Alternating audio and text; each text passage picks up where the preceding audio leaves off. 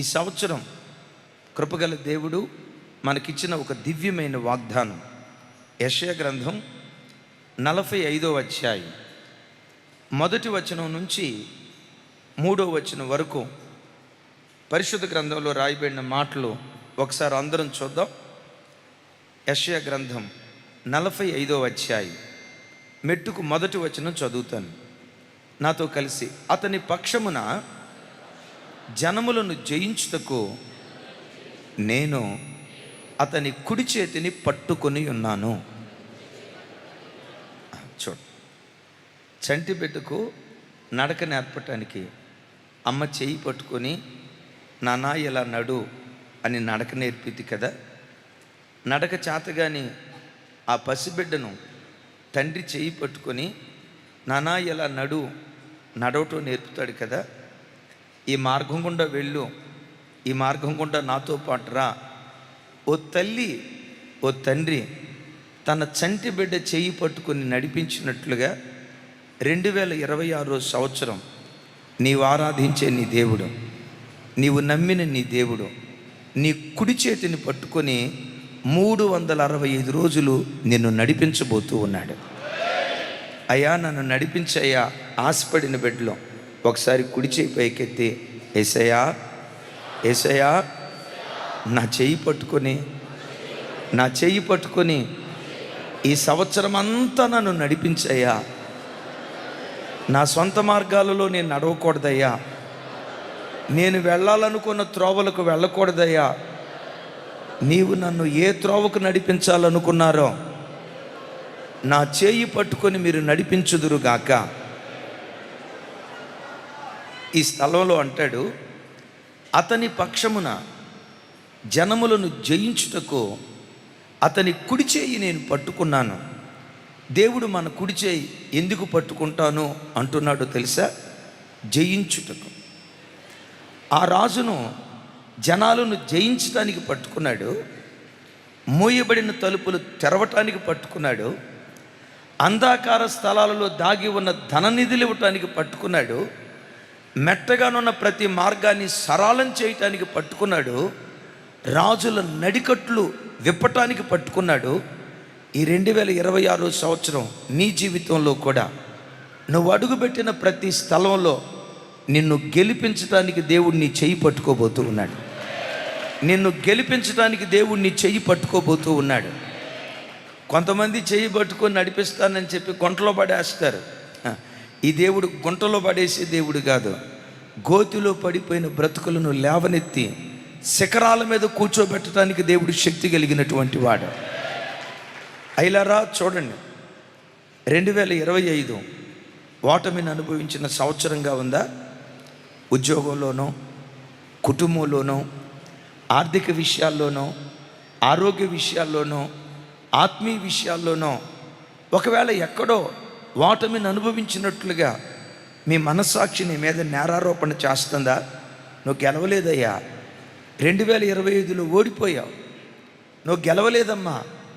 ఎన్ని అపజయాలు నీకు రాలేదు, ఎన్ని ఓటములు నువ్వు పొందుకోలేదు, ఎన్ని కన్నీటి అనుభవాలు నీ జీవితంలో లేవు, ఎన్ని దుఃఖకరమైన సంఘటనలు నీ జీవితంలో జరగలేదు, ఎన్నో విషయాల్లో నువ్వు ఓడిపోయావు అని నీ మనస్సాక్షి ఒకవేళ నీ మీద నేరారోపణ చేస్తూ ఉందా? దేవుని ప్రతినిధిగా చెప్తున్నాను, 2025లో ఎక్కడెక్కడ ఓడిపోయావో ఓడిపోయిన చోటే ఈ సంవత్సరం దేవుడు గెలిపించబోతూ ఉన్నాడు. వ్యాపారంలో దేవుడు గెలిపించబోతూ ఉన్నాడు. నీ పిల్లల చదువుల్లో దేవుడు గెలిపించబోతూ ఉన్నాడు. కాంపిటేటివ్ ఎగ్జామ్స్లో దేవుడు గెలిపించబోతూ ఉన్నాడు. మీ చేతి పనుల్లో దేవుడు గెలిపించబోతూ ఉన్నాడు. ఇమాన్యుయల్ మినిస్ట్రీస్ని విజయోత్సవంతో తన మహిమ కొరకు దేవుడు ఊరేగించబోతూ ఉన్నాడు. అడుగుపెట్టిన ప్రతి చోట ఈ 2026 year of victorious life, year of victorious life, year of victorious life, విజయోత్సవంతో ఊరేగించబడిన సంవత్సరంగా ఈ సంవత్సరం మన పరిచర్యకు కానుకగా దేవుడు అనుగ్రహించబోతున్నాడు. అయితే దేవుడు అతని చెయ్యి పట్టుకొని అతని పక్షాన నిలవబడతాను అంటున్నాడు. నిజమే బిడ్డలారా, మన జీవితంలో ఎవరు మన పక్షాన నిలవబడినా నిలవబడకపోయినా దేవుడొక్కడు నీ పక్షాన నిలవబెడితే, దేవుడొక్కడు నీ పక్షాన నిలవబడితే అడుగుపెట్టిన ప్రతి చోట నువ్వు జయం పొందుతూ వెళ్తావు. కొన్నిసార్లు అయ్యా వాళ్ళు నా పక్షాన లేరు, నా తరపున మాట్లాడలా, వీళ్ళు నా పక్షాన లేరు, నా పక్షాన లేకపోగా నాకు విరోధులైపోయారు, నేను ఒంటరిదాన్ని అయిపోయాను, నేను ఒంటరోడిని అయిపోయాను, నా పక్షాన ఎవరూ లేరయ్యా అని అంటున్నావా? మనుషులెవ్వరూ నీ పక్షాన లేకపోయినా భూమి ఆకాశాలు సృష్టించిన సృష్టికర్త, ఆకాశమైన సింహాసనముగా భూమి పాదపీఠముగా చేసుకొని సర్వ ప్రపంచాన్ని పరిపాలన చేస్తున్న సృష్టికర్త ఈ సంవత్సరం నీ పక్షాన ఆయన నిలవబడబోతూ ఉన్నాడు. దేవుడు పక్షాన ఉంటే ఏం జరిగిద్దో ఎరిగిన పౌలు గారు అంటాడు, దేవుడు మన పక్షమై ఉండగా మనకు విరోధి ఎవడు? స్వరమెత్తాలి. దేవుడు మన పక్షమై ఉండగా రోగం మనకు విరోధం కాలేదు, వ్యాపారాలకు మన విరోధం కాలేవు, మనుషులు మనకు విరోధులు కాలేరు. అడుగుపెట్టిన ప్రతి చోట ప్రతికూలత కూడా అనుకూలంగా దేవుడు మారుస్తాడు. ఇప్పుడు చెప్పండి, ఎవరు మన పక్షాన ఉండాలి? ఈ 2026 నీ పక్షాన దేవుడు నిలవబడబోతూ ఉన్నాడు. ఈ మాట చెప్పేటప్పుడు ఓ మాట గుర్తు చేయమని పరిశుద్ధాత్మ దేవుడు పదే పదే నాకు జ్ఞాపకం చేస్తున్నాడు. ఈ మాట చెప్పడానికి నాకు మహా సంతోషం. ఓ రోజు మోషేతో దేవుడు అన్నాడు, మోషే నీకు తోడుగా 6 లక్షల మంది యోధుల్ని ఇస్తున్నా, షారోన్ ఇట్రా, నా వైపు చూడండి, నీకు తోడుగా 6 తలపైకి ఎత్తిన ఆయన 6 లక్షల మంది యోధుల్ని ఇస్తున్నా అన్నాడు. ఎంతమందిని? ఎవరిని? 6 లక్షల మంది యోధులు. మరొకసారి ఎవరిని? అవి ఇట్రా, 6 లక్షల మంది యోధుల్ని నీకు తోడుగా ఇస్తున్నాను అన్నాడు. యోధులు అంటే సైనికులు. సైనికులు ఈ ఎత్తులో ఉంటారా, ఈ ఎత్తులో ఉంటారా? అంటే సైన్యంలో అభియం చేర్చుకోరా? ఈ హైటు సైన్యానికి పనికిరాదు. నువ్వు ఎంట్రన్స్ దగ్గరే వికెట్ ఫట్, ఆమెన్, ఎంట్రన్స్ దగ్గరే వికెట్ ఫట్ అయింది. ఎందుకయ్యి అంటే హైట్ సరిపోదు.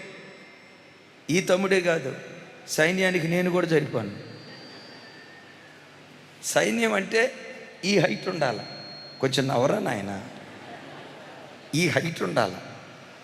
ఇలాంటి హైటు వెయిట్ చక్కటి దేహదార్ఢ్యం కలిగిన 6 లక్షల మందిని మోషేకు తోడుగా ఇస్తానన్నాడు. మోషే నీ పక్షాన 6 లక్షల మందిని ఉంచుతా, వీళ్ళని తీసుకొని వెళ్ళిపో. మోషే అంటాడు, అయ్యా ఈ 6 లక్షల మంది నాతో రాకపోయినా పర్వాలేదయ్యా, నీ ఒక్కడివి నాకు తోడుగా వస్తే చాలు, నీ ఒక్కడివి నాకు తోడుగా వస్తే చాలు. నీవు నాకు తోడుగా వస్తే జనాలను జయిస్తా, రాజ్యాలను జయిస్తా, మోయబడిన తలుపులు తెరవబడతాయి, రహస్య స్థలాల్లో దాగి ఉన్న ధననిధులు నాకు ఇస్తావు, మెట్టగానున్న ప్రతి మార్గం సరళం చేయబడుతుంది. నీవు నాతో వస్తే చాలయ్యా. మోషే దేవుణ్ణి తన పక్షపు వాడు చేసుకోవాలనుకున్నాడు. ఎందుకో తెలుసా? దేవుడు మన పక్షపు వాడైతే మనకు ఎవ్వరు విరోధంగా నిలవబడినా వారు నిలవబడలేరు. అంతిమంగా దేవుడు మనల్ని గెలిపించడం ప్రారంభిస్తాడు. అయితే ఇక్కడ ఒక మాట, అతని పక్షమున జనములను జయించుటకు అతని కుడి చేతిని పట్టుకున్నాను అన్నాడు. ఎవరతను? ఎందుకు దేవుడు అతని కుడి చేయి పట్టుకున్నాడు?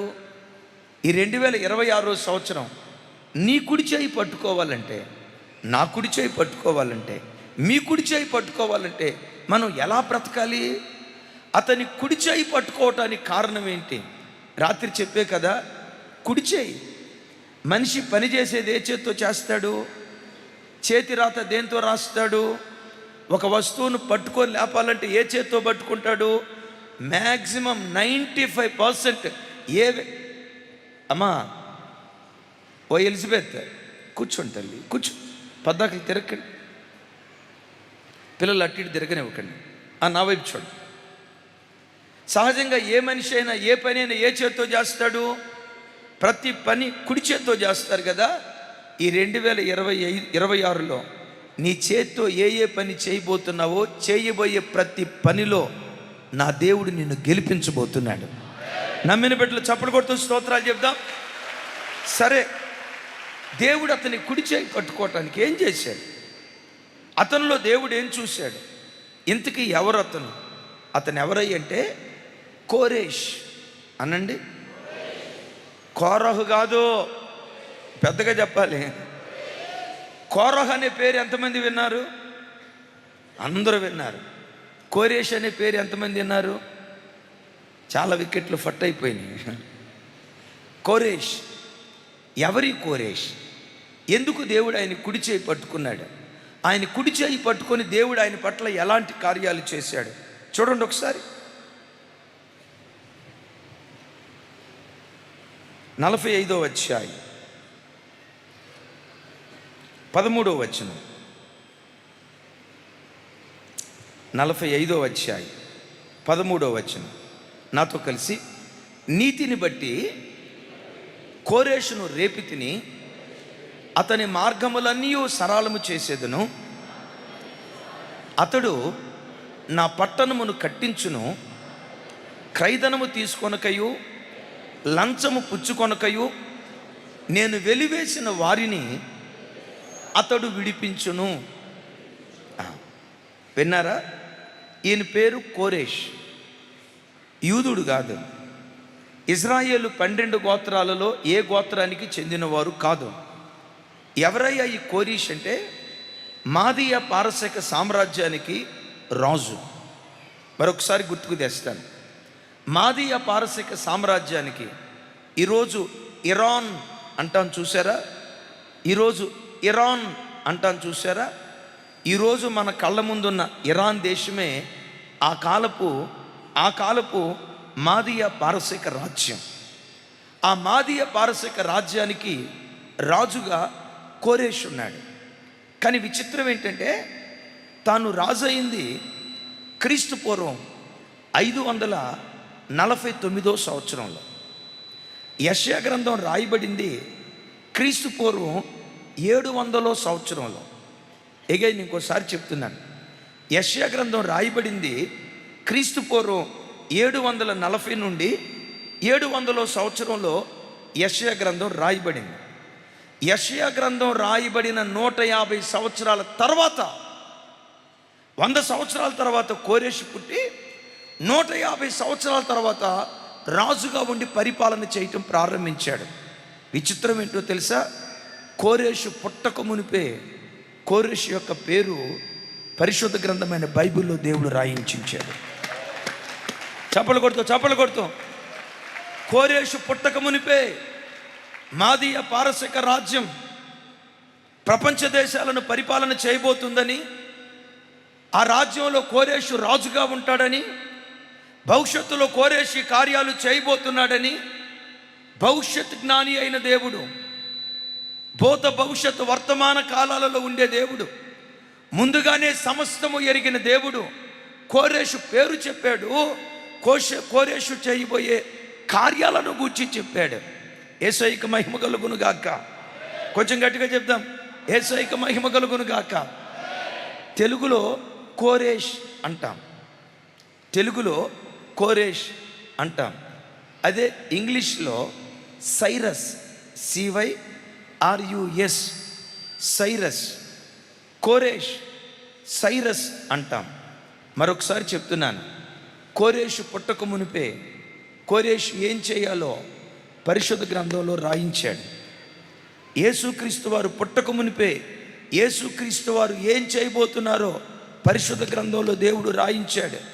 ఒక కోరేషే కాదు, ఒక యేసుక్రీస్తు వారు మాత్రమే కాదు, నువ్వు పుట్టక మునిపే నీవేం చేయాలో నువ్వు చేయవలసిన దాన్ని పరిశుద్ధ గ్రంథంలో దేవుడు రాయించాడు.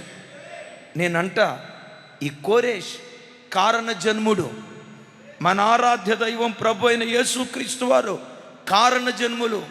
వారిద్దరూ మాత్రమే కాదు, ఈరోజు వాక్యం వింటున్న చెల్లి, ఈరోజు వాక్యం వింటున్న తల్లి, ఈరోజు వాక్యం వింటున్న తమ్ముడా, ఈరోజు వాక్యం వింటున్న అన్నయ్యలారా, మనం ఒక్కొక్కరం ఎవరిమో తెలుసా? కారణ జన్ములం. ఓ ప్రత్యేకమైన పని నిమిత్తం దేవుడే తన చిత్తానుసారంగా తన ఉద్దేశ ప్రకారం మనలను ఈ లోకానికి పంపించాడు. గట్టిగా చెప్తాం ఆమేన్. సైరస్ అని అన్నాం కదా. C stands for commission. Commission. సైరస్ని ఒక గ్రేట్ కమిషన్ నిమిత్తం దేవుడు లోకములోకి కోరేషును పంపించాడు. ఎందుకు కోరేషును పంపించాడయ్యా? టకా చెప్తాను. నంబర్ 1, సొలొమోను కాలంలో కట్టబడిన మందిరం నెబుకద్నెజరు కాలంలో పాడైపోతే, పాడైపోయిన మందిరాన్ని కోరేషు ద్వారా దేవుడు కట్టించాలని, నెబుకద్నెజరు కాలంలో బానిసలుగా చెరగొనిపోయిన ఇశ్రాయేలీలను కోరేషు కాలంలో విడుదల జరిగించాలని, మందిరాలు కట్టాలని, బానిసలను స్వతంత్రులుగా మార్చాలని ఓ ప్రత్యేకమైన ఉద్దేశం నిమిత్తం అతడు పుట్టకమునిపే అతన్ని గూర్చి దేవుడు సంకల్పించాడు. యేసయ్యకు మహిమ కలుగునుగాక. ఈ చిత్రం ఏంటో తెలుసా? యెషయా గ్రంథంలో కోరేషును గూర్చి రాయబడినట్లు ఇదే యెషయా గ్రంథంలో మన ఆరాధ్య దైవం ప్రభు అయిన యేసుక్రీస్తు వారి గూర్చి రాయబడింది. ఏంటో తెలుసా? కన్యక గర్భవతి అయి కుమారుని కంటుంది, అతనికి ఇమ్మానుయేల్ అనే పేరు పెడతారు. ఆ ఇమ్మానుయేల్ తన ప్రజలను వారి పాపము నుండి విమోచిస్తాడు. కోరేష్ పడగొట్టిన మందిరాన్ని, శరీర సంబంధమైన మందిరాన్ని కట్టారు. పరమ కోరేషుగా పిలువబడుతున్న మన ఆరాధ్య దైవం ప్రభు అయిన యేసుక్రీస్తు వారు మన హృదయాలని దేవుని మందిరాలుగా కడుతూ ఉన్నాడు. కోరేషు ఒక మందిరాన్ని కట్టారు. పరమ కోరేషుగా పిలువబడుతున్న ప్రభు అయిన యేసుక్రీస్తు వారు కోట్ల కొలది మానవ హృదయాలను, కోటాను కోట్ల కొలది మానవ హృదయాలను గొప్పెడంత ఈ చిన్న గుండె గదిని తన నివాస స్థానంగా మార్చుకుంటూ ఉన్నాడు. ఇంకో మాట చెప్పమంటారా? కోరేషు కట్టిన మందిరం శిథిలమైపోయింది. పరమ కోరేషుగా పిలువబడుతున్న యేసుక్రీస్తు వారు కడుతున్న మందిరం ఎప్పటికీ ఎన్నటికీ అది శిథిలము కాని మందిరం. చప్పలు కొడుతూ స్తోత్రాలు చెప్తాం. విలువైన మాటలు చెప్తాను. నా వైపు చూడండి. తమ్ముళ్ళు నా వైపు చూడండి. తల్లులారా నా వైపు చూడండి. కోరేషు పుట్టక మునిపే 150 సంవత్సరాల ముందే అతని పేరు చెప్పాడు. ఆయన చేయబోతున్న కార్యం చెప్పాడు. కోరేషు అన్యుని గూర్చి దేవుడు భవిష్యత్ ప్రణాళిక కలిగి ఒక కారణం చొప్పున పంపించాడు. ఈ వాక్యం వింటున్న మనం అందరం కూడా ఒకప్పుడు అన్యులమే. నిజదేవుడు ఎవరో తెలియక దైవము కాని వాటిని ఆరాధిస్తూ నిర్దేవుళ్ళే దేవుళ్ళు అనుకుంటూ అన్య జనాంగంగా మనం బ్రతికేటువంటి వాళ్ళం. ఆ రోజుల్లో కోరేషు గూర్చి ఉద్దేశించినట్లుగా అన్ని జనులైన మన పట్ల కూడా దేవునికో ప్రత్యేకమైన ఉద్దేశం కలిగి ఈ లోకంలోనికి దేవుడు మనలను పంపించాడు. ఇంకొక మాట చెప్తాను. 2025 దాటి 2026లో నువ్వు అడుగుపెట్టావంటే కారణం ఏంటో తెలుసా? ఇంకా దేవుని కొరకు నువ్వు చేయాల్సిన పనులు కొన్ని మిగిలిన్నాయి. దేవుని కొరకు నువ్వు చేయాల్సిన కార్యాలు కొన్ని మిగిలిన్నాయి. 2025 సంవత్సరంలో, సంవత్సరం అంతటిలో దరిదాపుగా 7 కోట్ల మంది ప్రజలు ఈ దినం చూడలేక చనిపోయారు. నిమిషానికి వచ్చి చూడండి, సెకండ్కి వచ్చి 2, నిమిషానికి వచ్చి 120 మంది, గంటకొచ్చి 1,72,000 మంది, సంవత్సరానికి వచ్చి దరిదాపుగా 7 కోట్ల మంది ప్రజలు ఈ దినం చూడలేక కాలగర్భంలో కలిసిపోతే 2025లో మన కళ్ళ ముందు 7 కోట్ల మంది చనిపోతే మీరు నేను ఎందుకు బ్రతికేమో తెలుసా? చనిపోయిన వాళ్ళకంటే గొప్పోళ్ళైనందువల్ల మనం బ్రతకలా. చనిపోయిన వాళ్ళకంటే మనం భక్తిపరులైనందువల్ల మనం బ్రతకలా. మరి ఎందుకు బ్రతికేమో తెలుసా? మనం బ్రతకలేదు, కానీ దేవుడే మనలను బ్రతికించుకున్నాడు. మరణగండాల నుంచి దేవుడు తప్పిస్తూ వచ్చాడు. మరణాపాయపు స్థితుల నుంచి తప్పిస్తూ వచ్చాడు. ఎందుకో తెలుసా? 2026లో నువ్వు దేవుని కొరకు చేయాల్సిన కొన్ని కార్యాలు మిగిలిన్నాయి. ఒకసారి ప్రభు వైపు చేతులెత్తి, అయ్యా నీ పని కొరకు నన్ను బ్రతికించావా? నీ పని కొరకు నాకు నూతన సంవత్సరం ఇచ్చావా? ఏ పని కొరకు నన్ను బ్రతికించావో నా ద్వారా నీ పని జరిగించుదురుగాక. 2019 సంవత్సరం, 2020 సంవత్సరం ప్రపంచ దేశాలను ఒక తల్లి పలకరించి వెళ్ళిపోయింది. ఏ తల్లి చెప్పండి? ఏది? కరోనా కాదు, కరోనమ్మ తల్లి. ఏమయ్యా మీ అత్త ఏంటి కరోనా అంటున్నావు? అందరూ చెప్పండి, ఏ తల్లి? కరోనమ్మ తల్లి కోట్ల మందిని మింగేసింది. నిన్నెందుకు మింగలేదో తెలుసా? నన్నెందుకు మింగలేదో తెలుసా? దైవజనురాలను ఎందుకు మింగలేదో తెలుసా? ఇక్కడ కూర్చున్న సేవకులను ఎందుకు మింగలేదో తెలుసా? మ్యూజిషియన్స్ని ఎందుకు మింగలేదో తెలుసా? గంగాధర్ గారు మిమ్మల్ని ఎందుకు మింగలేదు? మీ పేరు గంగయ్య. గంగయ్య అయినందువల్ల మింగలేదు అనుకున్నారా? కాదు. మిమ్మల్ని ఎందుకు మింగలేదు? చనిపోయిన వారికంటే గొప్పవాళ్ళమని కాదు, కానీ నన్ను ఎందుకు మింగలేదు తెలుసా? మీలాంటి భక్తి కలిగిన ప్రజలకు, కోట్ల మందికి దేవుని వాక్యం ప్రకటించాలని తన పని కొరకు నన్ను బ్రతికించుకున్నాడు. మిమ్మల్ని కూడా సుధాకర్ తన పని కొరకు దేవుడు మిమ్మల్ని బ్రతికించుకున్నాడు. ఎబేస్ తన పని కొరకు దేవుడు మిమ్మల్ని బ్రతికించుకున్నాడు. మన ఒక్కొక్కరిని తన పని కొరకు దేవుడు బ్రతికించుకున్నాడు. కోవిడ్ దినాల్లో కరోనా వచ్చిన వాళ్ళకి ఎంతమందికి ప్రార్థన చేసామో లెక్కలేదు. కొంతమందిని మామూలు జ్వరమేలే అని మా కారులో తీసుకొని వెళ్ళాం. ఒకరోజు ఆదివారపు ఆరాధన అయిపోయింది. మన చర్చిలో సాంబి అన్న ఒక అన్న ఉన్నాడు, కార్పెంట్ వర్క్ చేస్తాడు. ఆరాధన అయిపోయిన తర్వాత అంత దూరం నిలబడి ఏడుస్తున్నాడు. సాంబి అన్న ఏమైంది అన్న. దూరం నుండి కరోనా వచ్చిందంటన్నా, ఆర్ఎంపీ డాక్టర్ గారు చెప్పాడు కరోనా వచ్చిందంటన్నా అన్నాడు. ఇప్పుడు సేవకులుగా అమ్మో ఆయన కరోనా వచ్చిందంట అని దూరంగా పారిపోవాలా? ఆ వ్యక్తిని ఆదరించాలా? మేమేం ఆదరించాలి, మీరేం దూరంగా పారిపోవాలి? ఎంత పాపాత్మలో చూడండి. చూడండి, దూరంగా పారిపోవాలా, చారదీయాలా? ఇప్పుడు ఏం చెప్పాలో మీకు అర్థం కావట్లా. మీరు దూరంగా పారిపోతారేమో. మాది పారిపోయే బ్యాచ్ కాదు కదా. దుఃఖంలో ఉన్న బిడ్డల్ని ఆదరించాలి. ఆయన కోవిడ్ వచ్చింది, జ్వరంతో ఉన్నాడు అంటున్నాడు, దుఃఖంతో ఏడుస్తున్నాడు. నేను ఆయన దగ్గరికి తీసుకొని, ఆర్ఎంపీ డాక్టర్ కదా అన్న చెప్పిందే, పెద్ద డాక్టర్ దగ్గరికి వెళ్తే లేదని చెప్తాడులే, నువ్వేం టెన్షన్ పడొద్దు, నువ్వేం అధైర్యపడొద్దు అని ఏడుస్తున్న ఆయన దగ్గరికి తీసుకొని కళ్ళ నీళ్ళు తుడిశానమ్మా. ఏనండి, కళ్ళ నీళ్ళు తుడిశా. ఆయనకు నా మీద ప్రేమ ఎక్కువైపోయి భుజం మీద వాలిపోయి ఏడిచాడు. ఆయన నా భుజం మీద పెట్టుకొని ఏడవకన్నా, ప్రభు బిడ్డలు మనం, క్రీస్తు యేసునందున్న వారికి ఏ శిక్షా విధి లేదు అని ధైర్యపరచడానికి అన్నా. లోకులందరూ వెళ్ళే మార్గంలో మనం కూడా కొన్నిసార్లు వెళ్ళాల్సి వస్తుంది. ఆ సంగతి నాకు తెలుసు. ఎంతోమంది భక్తి కలిగిన వాళ్ళు కూడా కరోనాలో చనిపోయారు. పాపం వల్ల కాదు, భూమి మీద దేవుడు వారికి ఇచ్చిన పని సంపూర్ణం చేసుకున్నారు. వారి కాలం సంపూర్ణమైపోయింది. తమ ఇంటికి వారు బయలుదేరి వెళ్ళిపోయారు. హల్లెలూయా. మనం బ్రతికున్నామంటే కారణం ఆయన పని మనం చేయాల్సింది ఇంకా మిగులుంది కనుక ఆయన మనల్ని బ్రతికించుకున్నాడు.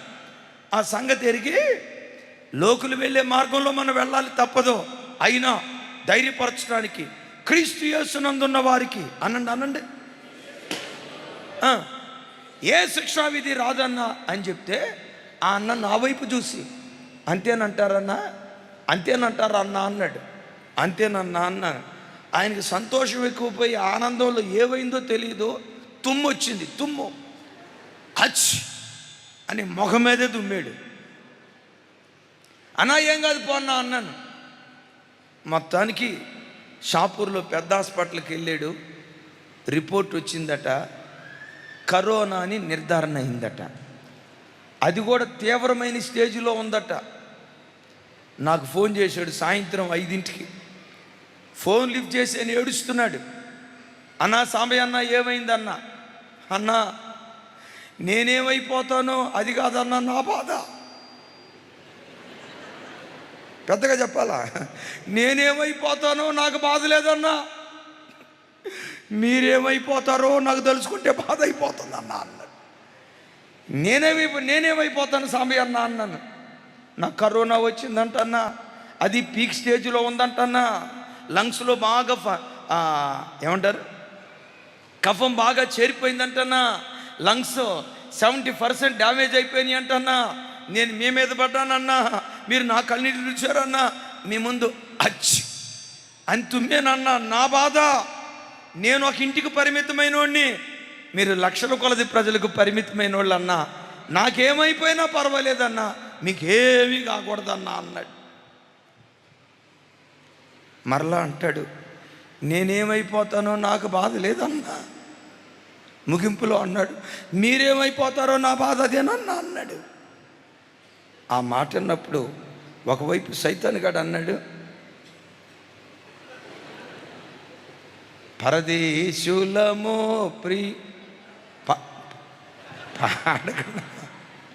ఒకవైపు అది, ఇంకొక వైపు గుండెల్లో ధైర్యం, దేవా భూమి మీద నేను మీ కొరకు చేయాల్సిన పని మిగులుంటే నన్ను తప్పకుండా బ్రతికిస్తాం. నీ పని నేను చేయాల్సింది ఇంకా ఉంటే తప్పకుండా బ్రతికిస్తావు. మరణమైనా, కరోనా అయినా, క్యాన్సర్ అయినా, షుగర్ అయినా, బీపీ అయినా, ఇవేవి మమ్మల్ని ఏమీ చేయలేవు. మోషే పొద అగ్నిలో ఉంది, అగ్నిలో ఉండి అగ్ని చేత మండుతుంది, కానీ అది కాలి బూడిద కాలేదు. కరోనా లాంటి అగ్ని మనలో ఉన్న, షుగర్ లాంటి అగ్ని మనలో ఉన్న, బీపీ లాంటి అగ్ని మనలో ఉన్న, అవి మనలో ఉన్న దేవుని సంకల్పం మనలో నెరవేర్చబడే వరకు అవి మనల్ని ఏమీ చేయలేవు. అలాగే నీ మాట విన్న తర్వాత షుగర్ పేషెంట్లు స్వీట్ తినేరు కాక, ఈ వాక్యం విన్న తర్వాత బీపీ పేషెంట్లు ఏమీ కాదన్నాడుగా. ఇది ప్రకృతి సంబంధమైన శరీరం. నా ప్రభు బిడ్డలారా, ఎందుకు ఆ మరణగండం నుంచి దేవుడు తప్పించాడో తెలుసా? మీలాంటి భక్తి కలిగిన ప్రజలకు, కొన్ని కోట్ల మంది ప్రజలకు దేవుని వాక్యాన్ని ప్రకటించాలి. నేను మీతో ఈ మాట ఎందుకు చెప్తున్నానంటే, 2025లో ఎన్నో యాక్సిడెంట్లు మనకు జరిగాయి. 2025కు పూర్వం ఎన్నో యాక్సిడెంట్లు జరిగాయి. అదే దారి వెంబడి ప్రయాణమై వెళ్తూ యాక్సిడెంట్ల బారిన పడి చనిపోయిన వాళ్ళు ఎంతోమంది ఉన్నారు. అదే దారి నువ్వు ప్రయాణమై వెళ్ళి ఎందుకు నీవు నేను మరణం కాలేదో తెలుసా? దేవుని కొరకు మనం చేయాల్సిన పనులు ఇంకా ఎన్నో మిగిలిన్నాయి. కమిషన్, దేవుని పని కొరకు ఈ భూమి మీద మనం బ్రతికున్నాము అన్న సంగతి యేసునామములో ఎప్పుడు మనం మర్చిపోకుందుగాక. అయితే ఒకటి, మన మీద దేవుని ప్రణాళిక నెరవేర్చబడకుండా కొన్నిసార్లు మన జీవితంలో మన చేతులారా మన జీవితాన్ని పాడు చేసుకుంటాం. ఇంకోసారి బైబిల్లో రాయబడిన మాట, బొక్కావాని తైలములో సచ్చని ఎగలు కొన్ని పడితే తైలమంతా ఏమైపోయిందట?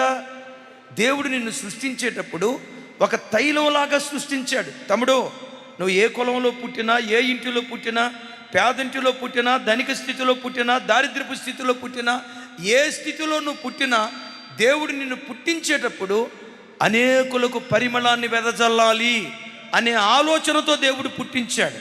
నీ పరిమళాన్ని అనేక మంది ఆస్వాదించి, నీ సువాసన పీల్చుకొని అనేక మంది మాధుర్యాన్ని అనుభవించాలని దేవుడు పుట్టించాడు. ఏ బ్రతుకు చెడిపోవాలని దేవుడు పుట్టించలేదు. ఏ కుటుంబం పాడైపోవాలని దేవుడు పుట్టించలేదు. ఏ జీవితం నాశనం అవ్వాలని దేవుడు పుట్టించలేదు.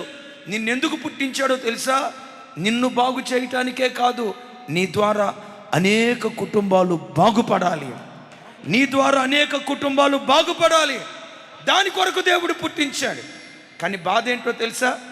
ఒక తైలంలాగా దేవుడు నిన్ను పుట్టిస్తే, ఈ తైలంలో త్రాగుడనే సత్యన ఇగబడుతుంది, గంజాయి అనే సత్యన ఇగబడుతుంది, సినిమాలనే సత్యన ఇగబడుతుంది. వింటున్నారా? అక్రమ సంబంధాలనే సత్యన ఇగబడుతుంది, సెల్ ఫోన్లో ఫోర్నోగ్రఫీ అనే చచ్చన ఇగబడుతుంది, పరపురుషుని వ్యామోహం అనే చచ్చన ఇగబడుతుంది, పరస్త్రీ వ్యామోహం అనే చచ్చన ఇగబడుతుంది. నీ మీద దేవుని ప్రణాళిక నెరవేర్చబడినట్లుగా చచ్చిన ఎగలు ఏవేవైతే పడిపోయాయో యేసు నామం పేరిట వాటన్నిటిని పారవేయుదువుగాక. త్రాగుడనే ఎగ పారవేయుదువుగాక, అక్రమ సంబంధాలనే ఎగ పారవేయుదువుగాక. వాటిని పారవేసుకొని తైలంలాగా నిన్ను నువ్వు కాపాడుకుంటే నమ్ము, ఈ 2026 అనేకులకు సువాసనిచ్చే బ్రతుకుగా మన బ్రతుకులను దేవుడు మార్చునుగాక. దేవుడు అలా చేయబోతున్నాడు. నమ్మిన బిడ్డలు చప్పట్లు కొడుతూ స్తోత్రాలు చెప్దాం. Right. C stands for commission. బిడ్లారా, ఒక కమిషన్, ఓ ప్రత్యేకమైన పని నిమిత్తం దేవుడు నిన్ను పుట్టించాడు. ఒకసారి నా వైపు చూడండి, రెండో విషయానికి వెళ్తాను. నా వైపు చూడండి. నిన్ను నువ్వు చూసుకున్నప్పుడల్లా, అద్దంలో నిలవబడినప్పుడల్లా, నీ ప్రతిబింబాన్ని చూసుకున్నప్పుడల్లా, నీ ప్రతిబింబాన్ని చూసి అనుకో, బోయాజ్ నువ్వు కారణజన్ముడురా. దేవుడు ఒక కారణం చొప్పున నిన్ను పుట్టించాడు. రమేష్ నువ్వు ఒక కారణజన్ముడు. పురుషోత్తం నువ్వు ఒక కారణజన్ముడు. ఒక కారణం చొప్పున నిన్ను పుట్టించాను అని నీ ప్రతిబింబాన్ని చూసినప్పుడల్లా, అద్దంలో నీ ముఖాన్ని చూసుకున్నప్పుడల్లా, నేను అందరి వంటి వ్యక్తిని కాదు, ఒక కారణ జన్ముని. అందరి వంటి వ్యక్తిని కాదు, ఒక కారణ జన్మురాలని నిన్ను నువ్వు చూసుకొని జీవితాన్ని జాగ్రత్తగా కాపాడుకుందువుగాక. రెండవది Cyrus. C stands for commission. CYRUS. Y stands for yielding. Yielding లొంగిపోవటం, వంగిపోవటం, లోబడటం. ఇందాక చెప్పే కదా, అతడు పుట్టక మునిపే అతడు మందిరం కడతాడు. 70 సంవత్సరాలు బానిసలుగా ఉన్న ఇశ్రాయేలు ప్రజలను బానిసత్వం నుంచి విడిపిస్తాడు అని పుట్టక మునిపే యెషయా గ్రంథంలో దేవుడు రాయించాడు, ఇర్మియా గ్రంథంలో దేవుడు రాయించాడు. ఆ ప్రవచనం చెప్పబడిన 100 సంవత్సరాలు చూడండి, 150 సంవత్సరాల తర్వాత కోరేష్ పుట్టాడు. 100 సంవత్సరాలకు అతడు రాజు అయ్యాడు. రాజైన వెనువెంటనే ఆయన ఏం చేశాడు? ఎజ్రా గ్రంథం 1వ అధ్యాయం 1-2 వచనాలు నాతో కలిసి అందరూ చెప్పండి. పారసీక దేశపు రాజైన, స్వరమెత్తాలి, కోరేషు ఏలుబడిలో 1వ సంవత్సరమందు ఇర్మియా ద్వారా పలకబడిన తన వాక్యము నెరవేర్చుటకై, స్వరమెత్తాలి, నెరవేర్చుటకై యెహోవా పారసీక దేశపు రాజైన కోరేషు మనసును ప్రేరేపింపగా, అతడు తన రాజ్యమంతటా చాయింపు వేయించి వ్రాత మూలంగా ఇట్లు ప్రకటన చేశాను. పారసీక దేశపు రాజైన కోరేషు ఆజ్ఞాపించినదేమనగా, ఆకాశమందలి దేవుడైన యెహోవా లోకమందున్న సకల జన్ములను నా వశము చేసి యోధా దేశమందున యెరూషలేములో తనకు మందిరమును కట్టించమని నాకు ఆజ్ఞ ఇచ్చి ఉన్నాడు. 3వ వచనం, ఎవరెవరైతే యూదులు ఉన్నారో మీరు మీ దేశాలకు బయలుదేరి వెళ్ళి ఆ దేశంలో దేవుని మందిరాన్ని కట్టించండి అని యావత్ ప్రజలకు తాను సెలవిచ్చినట్లుగా లేఖనాల్లో చూస్తూ ఉన్నాం. ఒకసారి చూడండి, 1వ వచనం ఇంకొకసారి గుర్తుకు తెస్తాను నాతో కలిసి. పారసీక దేశపు రాజు అయిన కోరేషు ఏలుబడిలో 1వ సంవత్సరం, నా వైపు చూడండి. ఏ సంవత్సరం? స్వరం ఎత్తాలి. ఏ సంవత్సరం? ఇంకోసారి, ఏ సంవత్సరం? తాను రాజయ్యాడు. రాజైన మొట్టమొదటి సంవత్సరమే, సింహాసనం మీద కూర్చున్న మొట్టమొదటి సంవత్సరమే ప్రపంచంలో ఉన్న దేశ ప్రజలందరికీ చెప్తున్నాడు, ఆకాశమందలి దేవుడైన యెహోవా నన్ను రాజుగా చేశాడు. రాజుగా చేసే ముందు దేవుడు నాకేం ఆజ్ఞాపించాడంటే, ఆయన మందిరం కట్టించమని నాకు ఆజ్ఞాపించాడు. నా దేశంలో యూదులు ఎవరెవరైతే ఉన్నారో మీరందరూ మీ దేశానికి బయలుదేరి వెళ్ళండి, మీ దేవుని మందిరం కట్టుకోండి. మీ దేవుని మందిరం కట్టడానికి బంగారం కావాలా? నేను ఇస్తా. నెబుకద్నెజరు దాచిపెట్టిన బంగారం కూడా ఇస్తా. మీ మందిరం కట్టడానికి దేవదారు కలప కావాలా? నేను ఇస్తా.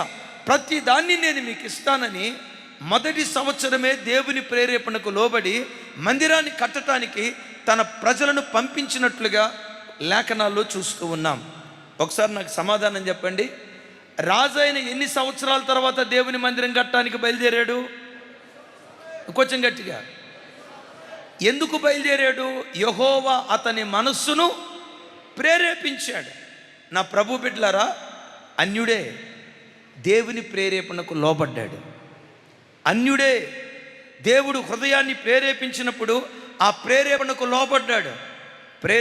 లోబడ్డాడు గనుకే జనములను జయించడానికి దేవుడు ఆయన కుడి చేయి పట్టుకున్నాడు. ఆయన ఎదుట మోయబడిన తలుపులు తెరిచాడు.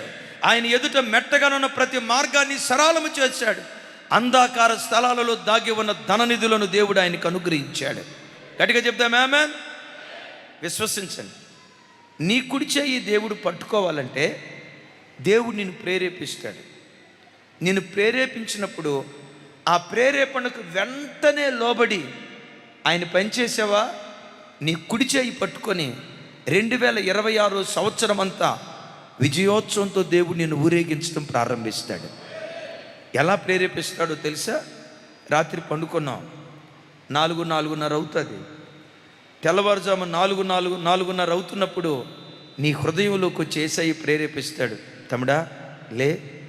తమ్ముడు లే, మోకరించు, ఒక అర్ధగంట ప్రార్థన చేసుకో, బైబిల్ తీసుకో, 2-3 అధ్యాయాలు చదువు. అరుణోదయపు దినాన్ని ప్రేరేపిస్తాడు. అమ్మో, దేవుడు నన్ను ప్రేరేపిస్తున్నాడు.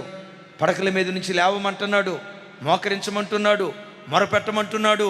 అయ్యో, నా శరీరం ఏమో నిద్రపోమని ప్రేరేపిస్తుంది. ఒకసారి చూడండి, శరీరం నిద్రపోమని ప్రేరేపిస్తుందా, లేచి ప్రార్థన చేసుకోమంటుందా? ఎంత కరెక్ట్గా ఎట్ట చెప్తున్నారు? జరిగేది అదే కదా. శరీరం ఏమో నిద్రపో అంటుంది, శరీరం ఏమో రెస్ట్ తీసుకో అంటుంది, శరీరం ఏమో పండుకో అంటుంది. ఆత్మదేవుడు నీ హృదయములకు వచ్చి లే, మోకరించు, ప్రార్థన చేసుకో, నా సన్నిధిలో విజ్ఞాపన చేయి, వాక్యం చదువు. దేవుడు మెల్లగా నీ హృదయాన్ని రేపుతున్నప్పుడు శరీరపు ప్రేరేపణకు లోబడకుండా దేవుని ప్రేరేపణకు లోబడి ఏ రోజైతే నువ్వు మోకరించి ప్రార్థన చేస్తావో ఆ దినమంతా నీ కుడి చేయి పట్టుకుని దేవుడు నడిపించడం ప్రారంభిస్తాడు. ఆయన నీ కుడి చేయి పట్టుకున్నాడా, ఎక్కడ అడుగు పెట్టినా జయం జయం జయం, విజయోత్సవంతో ఊరేగించబడుదుము గాక. చప్పట్లు కొడుతూ స్తోత్రాలు చెప్దాం.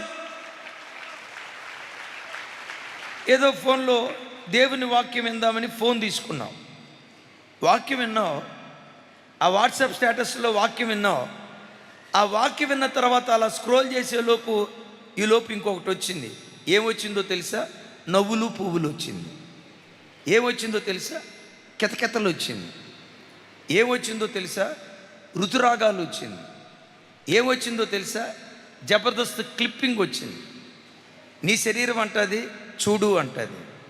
హృదయంలో ఉన్న ఆత్మదేవుడు అంటాడు, వద్దు, ఇది నీకు తగింది కాదు, వద్దు, వాటి వైపు చూడొద్దు, వాటిని కూర్చిన ఆలోచన కూడా నీ మనసులోకి రానివద్దు. నీ హృదయాన్ని ప్రేరేపిస్తాడు, అటువైపు చూడొద్దు, అలాంటి చూపు నీకు రానివ్వకో, అలాంటి మాట రానివ్వకో, వారితో స్నేహం చేయకో, ఆ ఇంటికి వెళ్ళకో, వీరితో సంభాషించుకో. దేవుడు హృదయములో నుంచి ప్రేరేపిస్తాడు. బిడ్డలారా వినండి, దేవుడు నీ హృదయాన్ని ప్రేరేపించినప్పుడు ఆ హృదయ ప్రేరేపణకు లోబడి, నా శరీర ప్రేరేపణకు లోబడనయ్యా, సాతాను ప్రేరేపణకు లోబడనయ్యా, పాపుల ప్రేరేపణకు లోబడనయ్యా, మనుషుల ప్రేరేపణకు లోబడను, నీ ప్రేరేపణకు నేను లోబడతా. చప్పుడు కొడుతూ స్తోత్రాలు చెప్తాం. ఎవరి ప్రేరేపణకు? నీ ప్రేరేపణకు నేను లోబడతానయ్యా అని దేవుని ప్రేరేపణకు లోబడు. నీ కుడి చేయి పట్టుకొని జనములను జయించే శక్తిగా నా దేవుడు నిన్ను మార్చడం ప్రారంభిస్తాడు. గట్టిగా చెప్దాం ఆమేన్. 1994 సంవత్సరం వరకు నేను దేవుల్లో బ్రతికిన వాడిని కాదు. నాకు సినిమాలంటే బాగా పిచ్చి అని చెప్పలేను, కానీ కొన్ని సినిమాలంటే బాగా పిచ్చి. నా ఫేవరెట్ హీరో హీరోయిన్ ఒకళ్ళు ఉన్నారు. వాళ్ళ సినిమాలు వచ్చినాయంటే అసలు పొరపాటున చూడకుండా వదిలిపెట్టను. వాళ్ళిద్దరి సినిమాలు మాత్రం తప్పకుండా చూస్తా. నా ఫేవరెట్ హీరో హీరోయిన్ వాళ్ళ పేరు చెప్పమంటారా? ప్రార్థన అయిపోయిన తర్వాత చెప్తా. ప్రార్థన అయిపోయిన తర్వాత గలవని చెప్తా. అంత పెద్ద పిచ్చి సినిమాలు అలవాటు ఏమి లేదు. అలాగని పూర్తిగా నీతిమంతుడని కాదు, భక్తిహీనుడని కాదు, ఇటు అటు ఊగిసలాడే బ్రతుకు. 19వ ఏట నా ప్రభు నన్ను దర్శించి నా హృదయాన్ని ప్రేరేపించడం ప్రారంభించాడు. మంచి యవన వయసులో ఉన్నావు, సినిమాలు వదిలిపెడతావా? స్నేహాలు వదిలిపెడతావా? డబుల్ మీనింగ్ డైలాగులు వదిలిపెడతావా? కంటితో మోహపు చూపును వదిలిపెడతావా? నీ యవ్వన జీవితాన్ని నాకు సమర్పిస్తావా? 19వ ఏట దేవుడు నా హృదయాన్ని ప్రేరేపించడం ప్రారంభించాడు. మీ ఎదుట నిలవబడిన నేను నా 19వ ఏట దేవుని ప్రేరేపణకు లోబడటానికి దేవుడు కృప చూపించాడు. దేవుని ప్రేరేపణకు లోబడి 2 సంవత్సరాలు నమ్మకంగా మందిరానికి వెళ్ళాను. 21వ ఏట హైదరాబాదులో ఇంజనీరింగ్ చదువుతున్న, సెకండ్ ఇయర్ చదువుతున్న దినాల్లో, హైదరాబాదులో చదువుకుంటున్న దినాల్లో పరిశుద్ధాత్మ దేవుడు నన్ను ప్రేరేపించాడు. బాప్తిస్మం తీసుకుంటావా? నా కొరకు బ్రతుకుతావా? బాప్తిస్మం తీసుకుని నా మార్గంలో సాగుతావా? 21వ ఏట ప్రభు పురికొల్పాడు. నేను హైదరాబాదులో ఉన్నప్పుడు, ఇప్పటికీ హైదరాబాదులో ఉన్నాం అనుకోండి, హైదరాబాదులో ఎక్కడుండేవానో తెలుసా? నేను వచ్చిన తొలిడి దినాల్లో హైదరాబాదులో సినిమా హాల్ ఎక్కువగా ఎక్కడుంటాయో అక్కడున్నా. ఎక్కడున్నా చెప్పండి? హైదరాబాద్ అంతటిలో సినిమా హాల్ ఎక్కువగా ఎక్కడుంటాయో అక్కడున్నా. మిమ్మల్ని అడుగుతా, హైదరాబాద్లో సినిమా హాల్ ఎక్కువగా ఎక్కడుంటాయో చెప్పండి. RTC cross road. మీకెడ తెలిసిందమ్మా? ఇంతకు ముందు పెళ్ళిన బ్యాచ్ ఏంటి? అవును, సినిమా హాల్ ఆర్టీసీ క్రాస్ రోడ్లో ఎక్కువగా ఉండేవి. అక్కడ ఉండేవాడిని. సినిమా ప్రపంచం. చిన్న వయసులో మంచి ఉద్యోగం దేవుడిచ్చాడు, చదువుకుంటా ఉన్నా. ఇలాంటి పరిస్థితుల్లో సైతానుగాడు లోపట బాప్తిస్మం తీసుకో, ఓ 30 సంవత్సరాల వయసు వచ్చిన తర్వాత బాప్తిస్మం తీసుకో, ఇప్పుడే తీసుకుంటే లోకంలో సంతోషాలు అనుభవించలేవుగా. యవన వయసు ఐస్ క్రీమ్ లాంటిదంట, అనుభవించకపోతే ఆటోమేటిక్గా కరిగిపోద్దంట. ఎంత చక్కగా నవ్వుతున్నాడు చూడు మా వాడు. ఐస్ క్రీమా? ఆ తర్వాత చాక్లెట్ అయిపోద్దిరా తమ్ముడా. Thank you. సైతానుగాడు వచ్చి అంటాడు, యవన వయసు ఐస్ క్రీమ్ లాంటిది, ఈ వయసు నువ్వు అనుభవించాలి అని అన్నట్లు. కానీ హృదయంలో నుంచి దేవుడు ప్రేరేపిస్తాడు. నిండు యవన వయసులో నా కొరకు బ్రతుకుతావా? బాప్తిస్మం తీసుకుంటావా? నా మార్గంలో నడుస్తావా? దేవుని ప్రేరేపణకు లోబడి 21వ సంవత్సరం నేను బాప్తిస్మం తీసుకోవటానికి ప్రభు కృప చూపించాడు. ఆమేన్ చెప్దాం. ఆమేన్. ఏ వయసులో దైవజనమా, మీ ఎదుట నిలవబడిన నేను యవ్వన కోరికలు రగిలే వయస్సులో, యవ్వన ఆశా ఇచ్చలు తీర్చుకోవలసిన వయస్సులో, పాపపు లోకాన్ని జుర్రుకోవలసిన వయస్సులో, యవ్వన ఆశా ఇచ్చలో మునిగి తేలాల్సిన నిండు యవ్వన వయస్సులో 21వ ఏట బాప్తిస్మం తీసుకున్నాం. ఎందుకో చెప్పమంటారా?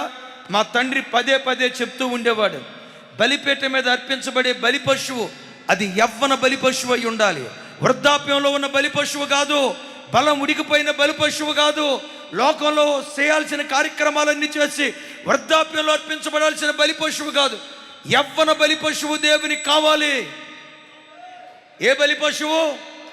యవ్వన బిడ్డలారా, మీ అన్నగా ఉన్న నన్ను చూడండి. యవ్వన బలి పశువు నువ్వు దేవునికి కావాలి. ఓ యవ్వన బలి పశువా, నువ్వు దేవునికి కావాలి. 15 సంవత్సరాల యవ్వన బిడ్డలారా, 20 సంవత్సరాల యవ్వన బిడ్డలారా, 25 సంవత్సరాల యవ్వన బిడ్డలారా, మీ యవ్వన జీవితం క్రీస్తు బలిపీఠం మీద పెడితే యవ్వన కాలమందు పుట్టిన కుమారులు బలవంతుని చేతిలో బాణాల్లాగా దేవుడు వాడుకోవటం ప్రారంభిస్తాడు. నాకు 25వ సంవత్సరం వచ్చేసరికి దేవుని కృప నేను స్థిరపడ్డా. అదిగో బెలూన్ కూడా సాక్ష్యం చెప్పింది ఆమెనని. కమలా విను, బెలూన్ కూడా సాక్ష్యం చెప్పింది. నాతో పాటు కలిసి బ్రతికిన వాళ్ళు ఇక్కడ ఉన్నారు, లైవ్ చూసేవాళ్ళు అనేక మంది ఉన్నారు. 25వ సంవత్సరానికి వచ్చేసరికి అన్ని కోణాల్లో దేవుడు నన్ను స్థిరపరిచాడు. మల్టీనేషనల్ కంపెనీలో టూల్ రూమ్ డిపార్ట్మెంట్లో ఇంజనీర్గా, సిఎన్సి డిపార్ట్మెంట్లో పనిచేసేవాడిని. అప్పుడే కొత్తగా సిఎన్సి వచ్చింది. సిఎన్సి అంటే కంప్యూటర్ న్యూమరికల్ కంట్రోల్. ఆ సిఎన్సి ప్రోగ్రామ్స్, సిఎన్సి మిషన్స్ దగ్గర ప్రోగ్రామింగ్ చేసేవాడిని. దేవుని కృప, చిన్న వయసులో దేవుడు తన అపారమైన కృపను బట్టి దేవుడు నన్ను ఆశీర్వదించాడు.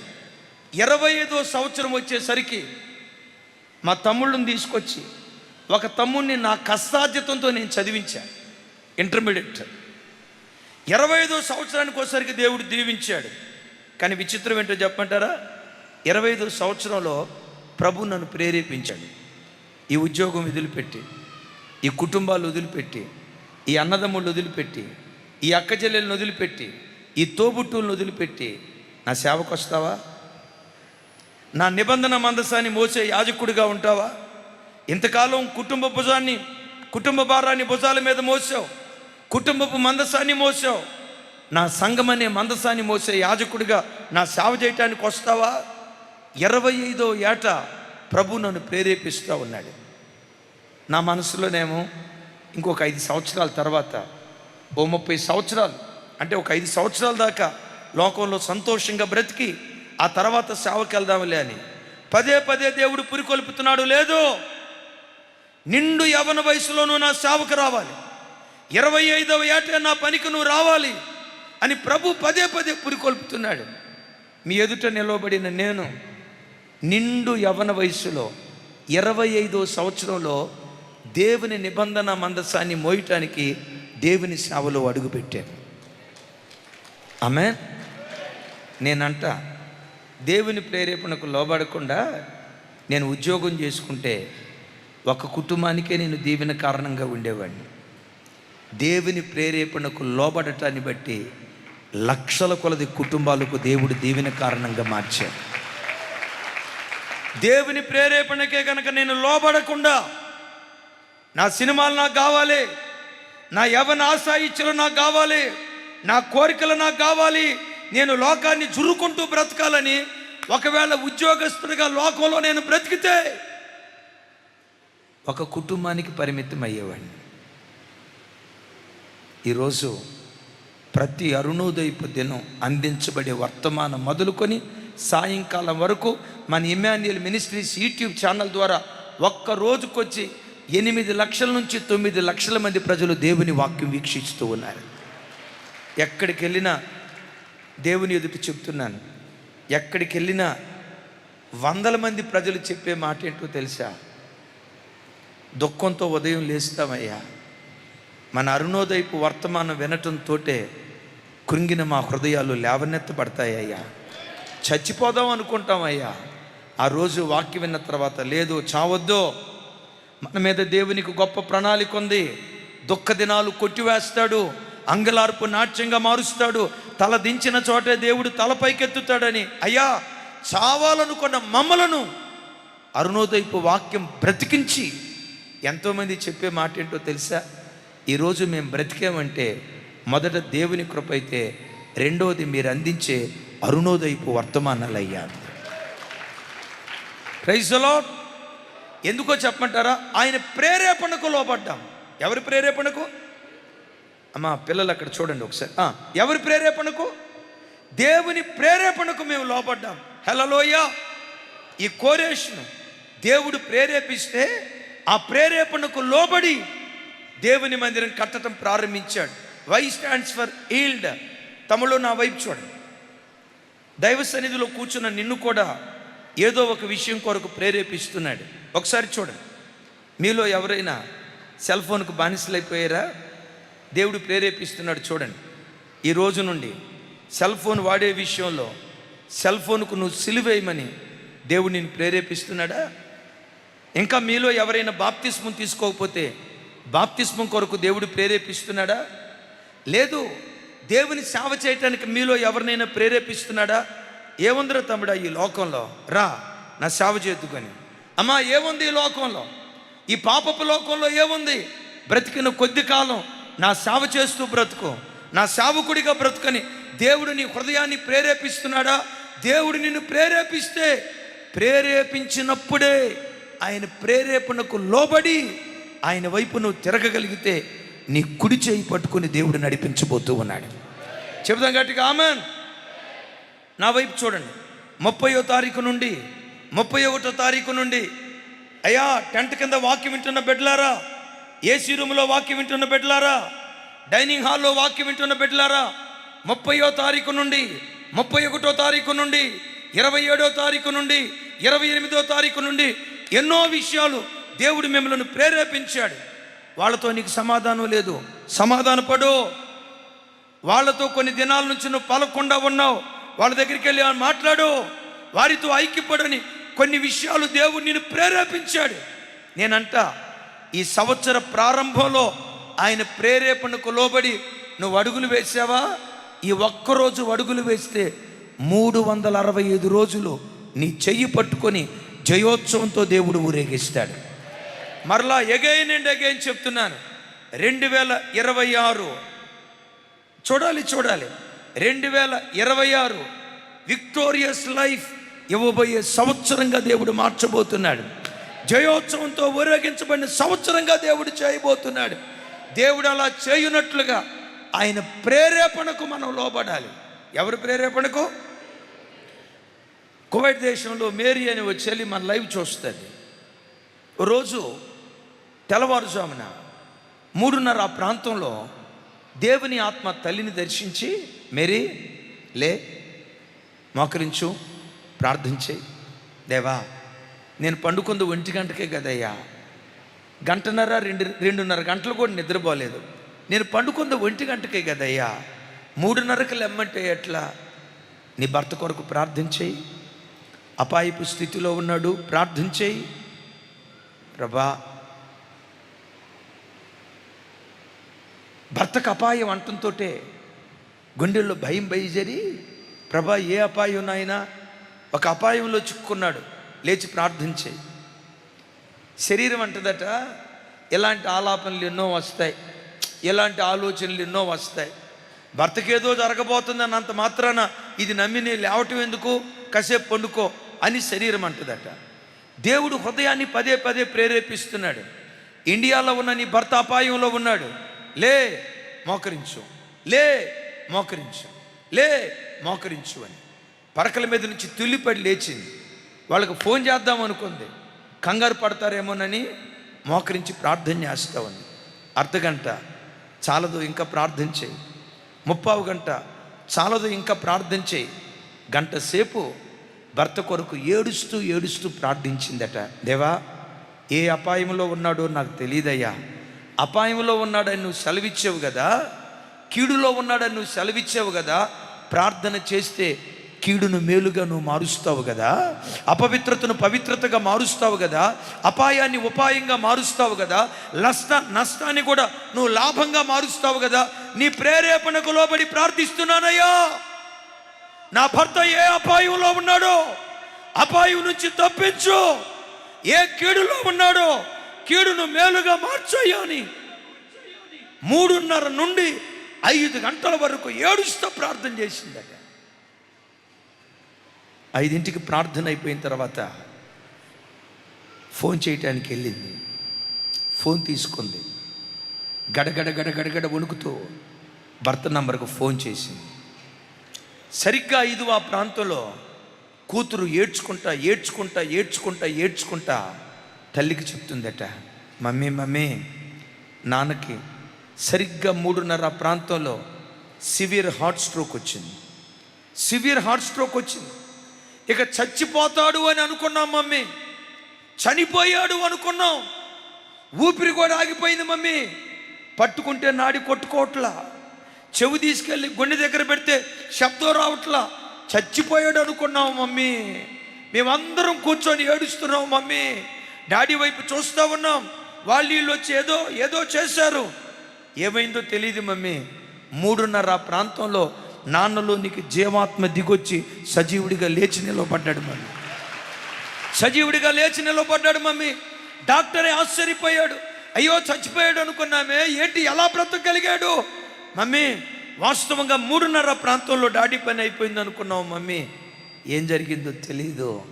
చనిపోయాడు అనుకున్న నాన్న, కీడుకు అప్పగించబడతాడు అనుకున్న నాన్న, మరణానికి అప్పగించబడతాడు అనుకున్న నాన్న మరణములో నుండి జీవానికి దాటించబడ్డాడు.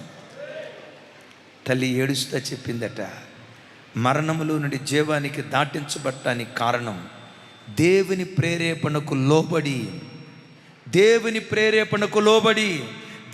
ప్రేరేపణకు లోబడి నిద్ర చంపుకొని దేవుని సన్నిధిలో మోకరించేనే లోబడిన మనస్తత్వమే మరణంలో ఉన్న నాన్నకు జీవాన్ని పోసింది.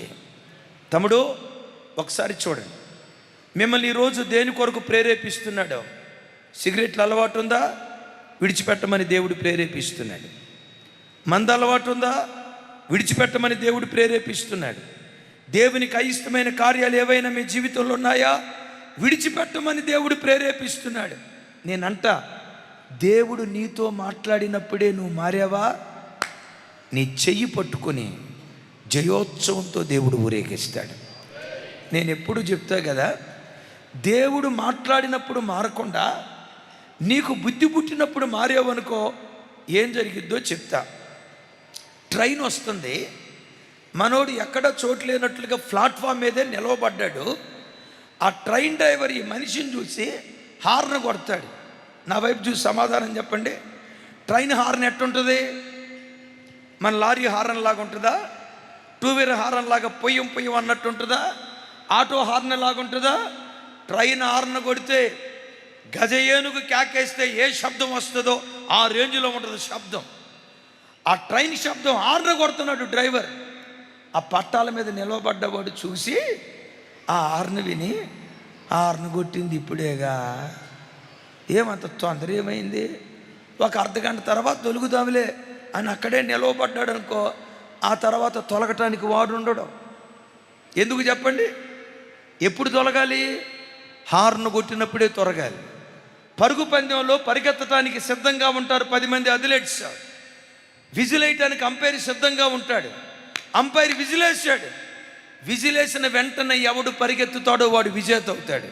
అట్లా కాకుండా విజిలేసింది ఇప్పుడేగా, ఒక 5 నిమిషాల తర్వాత పరిగెత్తుదామలే, తొందర ఏమొచ్చింది అని ఆగేవనుకో, ఆ తర్వాత నువ్వు పరిగెత్తడానికి ట్రాక్ మీద ఎవరు ఉండరు. ఎప్పుడు పరిగెత్తాలి? విజిల్ వేసినప్పుడే పరిగెత్తాలి. ఎప్పుడు తొలగిపోవాలి? హార్న్ కొట్టినప్పుడే తొలగిపోవాలి.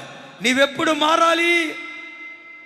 నీతో ఈరోజు దేవుడు మాట్లాడుతూ ఉండగానే దేవుని మాటకు లోబడి నీ మనస్సు మార్చుకున్నావా? 2026 విజయోత్సవంతో ఊరేగించబడిన సంవత్సరంగా దేవుడు చేయబోతూ ఉన్నాడు. చప్పలు కొడుతూ దేవునికి స్తోత్రాలు చెప్దాం. Cyrus, C stands for commission. తమలో ఓ కమిషన్ని దేవుడు నీ మీద నియమించాడు. ఆయన బాధ్యత నెరవేర్చుదుం గాక. గట్టిగా చెప్దాం ఆమేన్. Y stands for yield.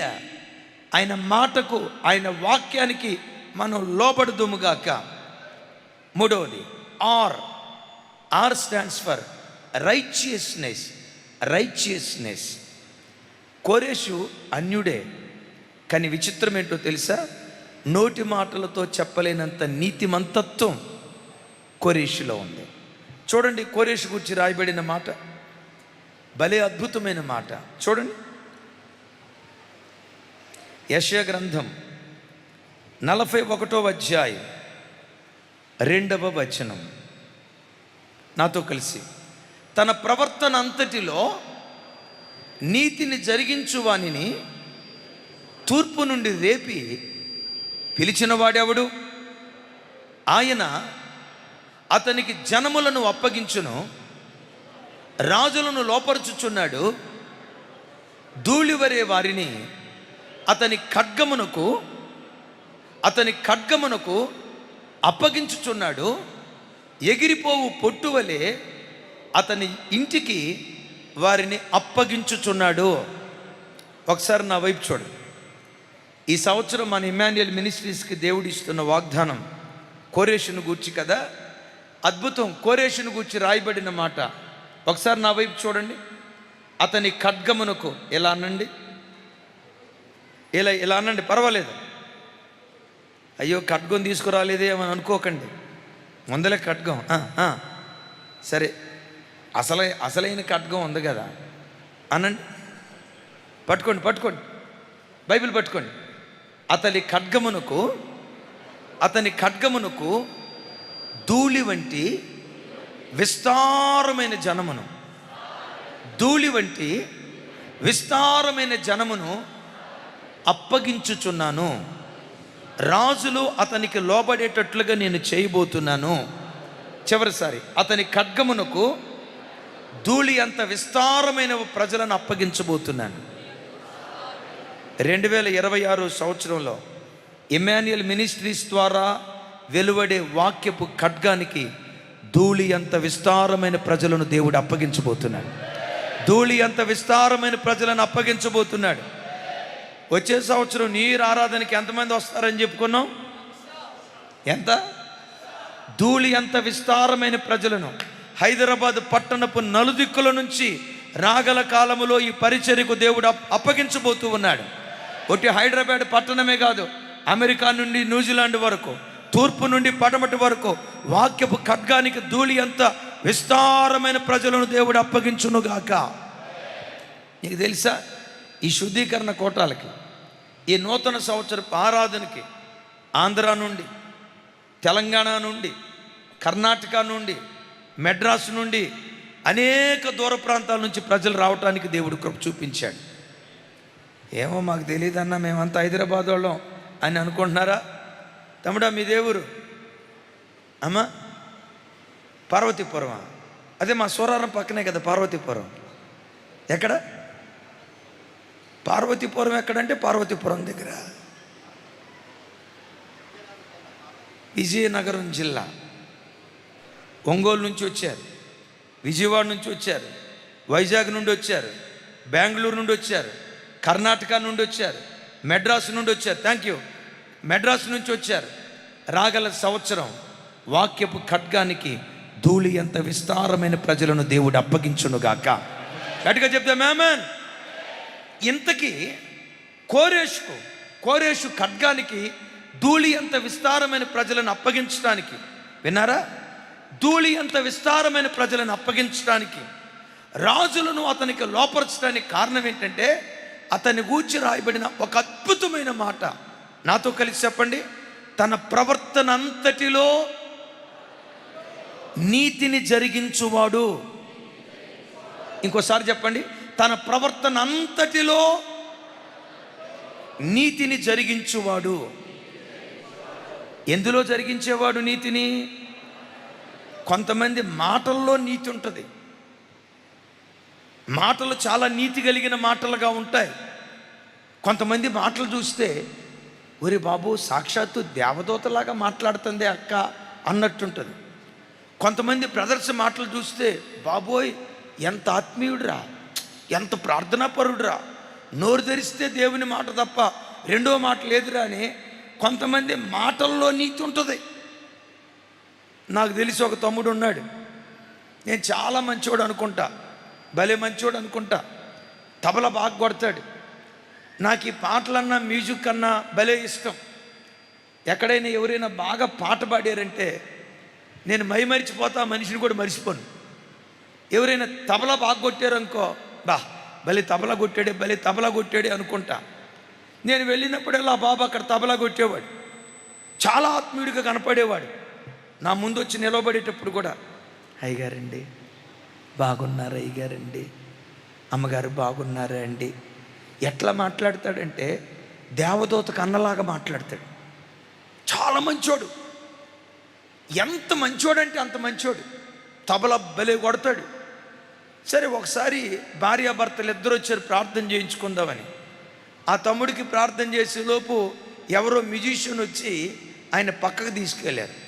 ఈ చెల్లికి ప్రార్థన చేయబోయేటప్పుడు నా దగ్గరికి వచ్చి అంది, అయ్యగారు మా ఆయన మారేటట్టుగా ప్రార్థన చేయండి అయ్యగారు అంది.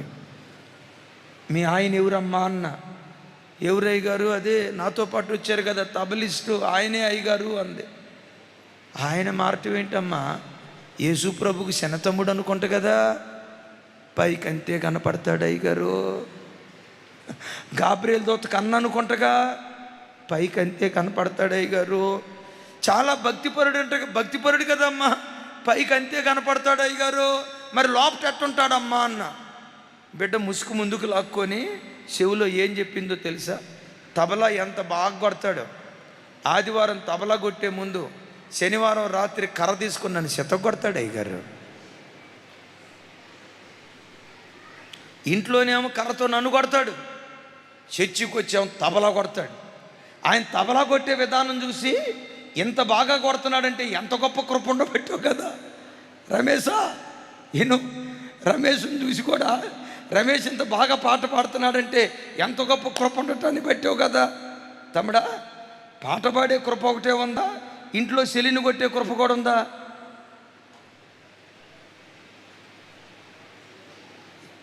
ఏమిరా తమ్ముడా, నిన్నే అడిగేది. మొహం రంగులు మారుతుంది. కొట్టేవాడు కాదు మావాడు ప్రేమను పెంచేవాడు. ఆమేన్. గట్టిగా చెప్తా మ్యామెన్.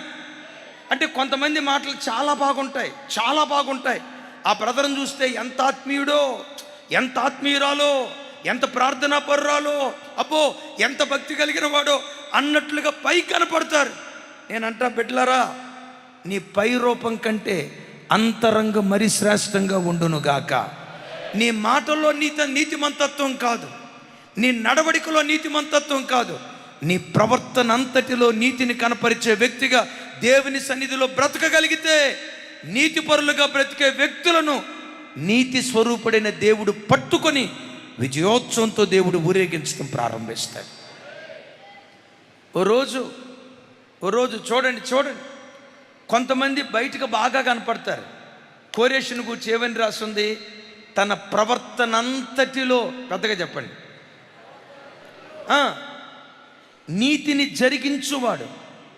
మాటల్లో నీతి మాట్లాడేవాడు మాత్రమే కాదు, పెద్దగా చెప్పండి, ప్రవర్తన అంతటిలో నీతిని జరిగించేవాడు. చెల్లి, నీ ప్రవర్తనలో నీతి కనబడునుగాక, నీ నడకలో నీతి కనబడునుగాక, నువ్వు వేసే ప్రతి అడుగులో నీతి కనబడునుగాక. నీతి కనబడిందా, నీతి స్వరూపుడైన దేవుడు నీ చెయ్యి పట్టుకొని 2026 సంవత్సరం అంతా విజయోత్సవంతో దేవుడు నిన్ను ఊరేగిస్తాడు. ఏమనుకోకండి, కొంతమంది అక్కోళ్ళు తెల్ల డ్రెస్ వేసుకొని అచ్చం దేవదూతల్లాగే కనపడతారు. చూసి అనుకుంటాం, మరీమ తల్లి కూడా అక్క ముందు బలాదూరేమో, గాబ్రియల్ దూత కూడా ఎందుకు నిలవబడదేమో అన్నట్లుగా చాలా భక్తిగా ఉంటారు.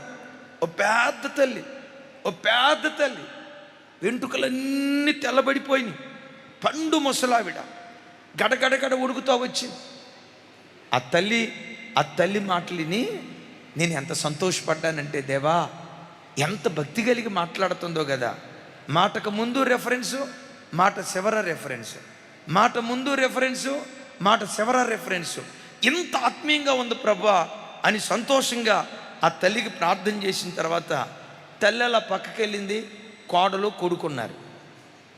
ఆ కొడుకు వచ్చి చెప్తాడు, అయ్యగారు మా అమ్మ మాటలు బాగుంటాయి కానీ మా అమ్మ పనులు అస్సలు బాగా అయ్యగారు అన్నాడు. ఎంతకు నువ్వు అల్లుడువా కొడుకువా అన్నా. మీకు అంత డౌట్ ఎందుకు వచ్చింది అయ్యగారు అన్నాడు. కొడుకులు చెప్పరే, నేను అల్లుడిని కాదయ్యా కొడుకునే అన్నాడు. ఎంతకు మీ అమ్మ కొరకు ఏమని ప్రార్థన చేయాలి? మా అమ్మ మాటలు చాలా బాగుంటాయి అయ్యగారు. ఇంకో కోణం ఏంటో చెప్పంటారా? కోపం వచ్చిందంటే గయ్యాలి గంప, రాకాసి రంప, సూర్యకాంతానికే అక్క. హల్లెలూయా. ఎవరు మనిషి?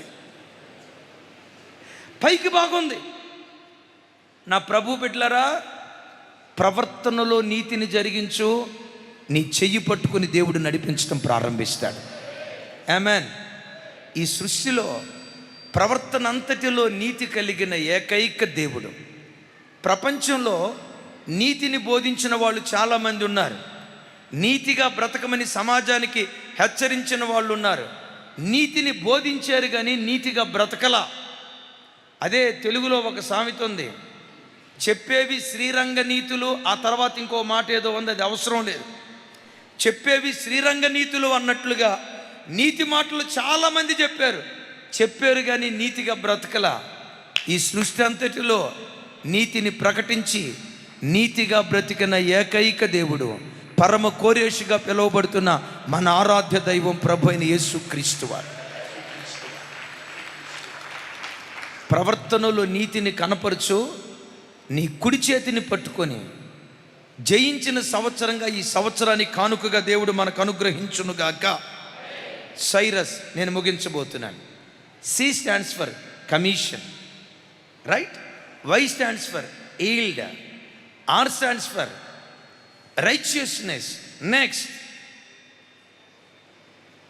U stands for utter dependence. ఇతడు రాజే దేవుని మీద ఆధారపడ్డవాడు. ఇందాక చదువుకున్నాం కదా, ఎజ్రా గ్రంథం 1వ అధ్యాయం. ఇంకొక 5 నిమిషాల్లో నేను ముగించబోతున్నాను. అందరికీ ప్రేమ విందు ఏర్పాటు చేశాం. కడుపు నిండా భోజనం చేసి వెళ్ళండి. రైట్. నాతో కలిసి పారసీక దేశపు రాజైన కోరేషు ఆజ్ఞాపించినదేమనగా, స్వరమెత్తాలి. ఆకాశమందలి దేవుడైన యెహోవా లోకమందున్న సకల జనములను నా వశమున చేసి, అందరు నా వైపు చూడండి. సరే, స్క్రీన్ వైపు చూస్తే చూడండి. రైట్. తతిమా వాళ్ళు నా వైపు చూడండి. ఏమంటాడు? ఆకాశమందలి దేవుడైన యెహోవా లోకమందున్న సకల జనులను నా వశము చేసి. సకల జనులను కోరేషు వశం చేసింది ఏదట? కోరేషు ఖడ్గం కాదట, కోరేషు కత్తి కాదట, కోరేషు సైన్యం కాదట, కోరేషుతో పాటు ఉన్న సైన్యాధ్యక్షుడు కాదట. సమస్త జాతుల ప్రజలను కోరేషు వశము చేసిన వాడు దేవుడైన యెహోవా. అంటే అన్యుడే కానీ దేవుని మీద ఎంత ఆధారపడ్డాడు? వాక్యం వింటున్న బిడ్డలారా, 2026 సంవత్సరం అంతా ప్రతి విషయంలో దేవుని మీద నువ్వు ఆధారపడి బ్రతుకు. దేవుని మీద ఆధారపడి బ్రతుకు. ఎందుకు దేవుని మీద ఆధారపడి బ్రతకాలో తెలుసా? నేను ఖచ్చితంగా నమ్ముతా, నా హృదయపు లోతులో నుంచి మాట అంగీకరిస్తా. ఆ మాట ఏంటో తెలుసా? యుద్ధ దినమునకు గుర్రములను రథములను ఆయత్తపరుచుట కద్దు. యుద్ధం జరుగుతుంది, అటు సైన్యం ఇటు సైన్యం, గుర్రాలు రథాలు ఆయత్తపరుస్తారు. వీళ్ళ సైన్యం కంటే వీళ్ళ సైన్యం ఎక్కువ, వీళ్ళ సైన్యం కంటే వీళ్ళ సైన్యం ఎక్కువ. సైనిక బలాన్ని ఎక్కువ చేస్తారు. సైనిక బలం ఎక్కువ చేసినందువల్ల ఒకడు విజేత కాలేడు. దేవుడు ఎవరిని గెలిపిస్తాడో వాడే విజేత అవుతాడు. జయాపజయాలు దేవుని చేతిలో ఉన్నాయి. జయాపజయాలు చెప్పండి, ఎవరి చేతిలో ఉన్నాయి? జయాపజయాలు దేవుని చేతిలో ఉన్నాయి. అందుకనే ప్రతి క్షణం దేవుని మీద ఆధారపడిన ప్రతిసారి నీ చెయ్యి పట్టుకొని ఈ 2026 సంవత్సరం అంతా విజయోత్సవంతో దేవుడు ఊరేగించునుగాక. Last word Cyrus. S stands for shepherd. ఈ కోరేషుని గురించి దేవుడు అంటాడు 44వ అధ్యాయం 28వ వచనం. 44వ అధ్యాయం 28వ వచనం. నాతో కలిసి చెప్పండి. కోరేషుతో, నా మంద కాపరి, నా చిత్తమంతయు నెరవేర్చువాడా అని చెప్పువాడను నేనే. మరలా నాతో కలిసి చెప్పండి. కోరేషుతో, నా మంద కాపరి, వినపళ్ళ నా మంద కాపరి, నా చిత్తమంతయు నెరవేర్చువాడా. కొంతేనా అంతా? చెప్పాలి. కొంతేనా అంతా? నా చిత్తమంతయు నెరవేర్చువాడా. దానికి ముందు ఇంకో డిగ్రీ ఇస్తాడు. నా మంద. దైవజనమా, కోరేషు దేవుని మందకు కాపరిగా ఉన్నాడు గనుక కోరేషు కుడి చేతిని దేవుడు పట్టుకున్నాడు. ఈ 2026 సంవత్సరం దేవుడు మీ కుడి చేతిని పట్టుకొనును గాక. మన కుడి చేతిని పట్టుకోవాలంటే, విజయ్ బ్రదర్, దేవుడు మన కుడి చేతిని పట్టుకోవాలంటే ఈ స్థలంలో కూర్చున్న మనం కూడా దేవుని మందకు మనం కాపరిగా ఉండాలి. నిన్ను చూసుకోవడం అనాలి, రాజేష్ నా మంద కాపరి, నగేష్ నా మంద కాపరి, రామారావు నా మంద కాపరి, గోవర్ధన్ నా మంద కాపరి, శాంతి నా మంద కాపరి, గ్లోరీ నా మంద కాపరి. నిన్ను చూసినప్పుడల్లా దేవుడు అనాల్సిన మాట, నా మంద కాపరి.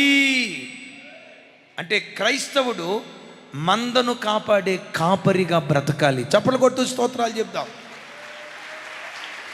నేనంట, లోకంలో ప్రజలందరూ వాళ్ళ ఇళ్ళను కాపాడుకుంటున్నారు. ప్రజలందరూ వాళ్ళ ఇల్లు కాపాడుకున్నట్లుగా మనం కూడా మన ఇల్లు కాపాడుకున్నాం అనుకోండి, మన ఇంటిని మాత్రమే కాపాడుకున్నాం అనుకోండి, లోకస్తులకు మనకు తేడా ఏముంది? లోకస్తులు వాళ్ళ పిల్లలనే కాపాడుకుంటారు. మనం కూడా మన పిల్లలను మాత్రమే కాపాడుకున్నాం అనుకోండి, లోకస్తులకు మనకు తేడా ఏముంటుంది?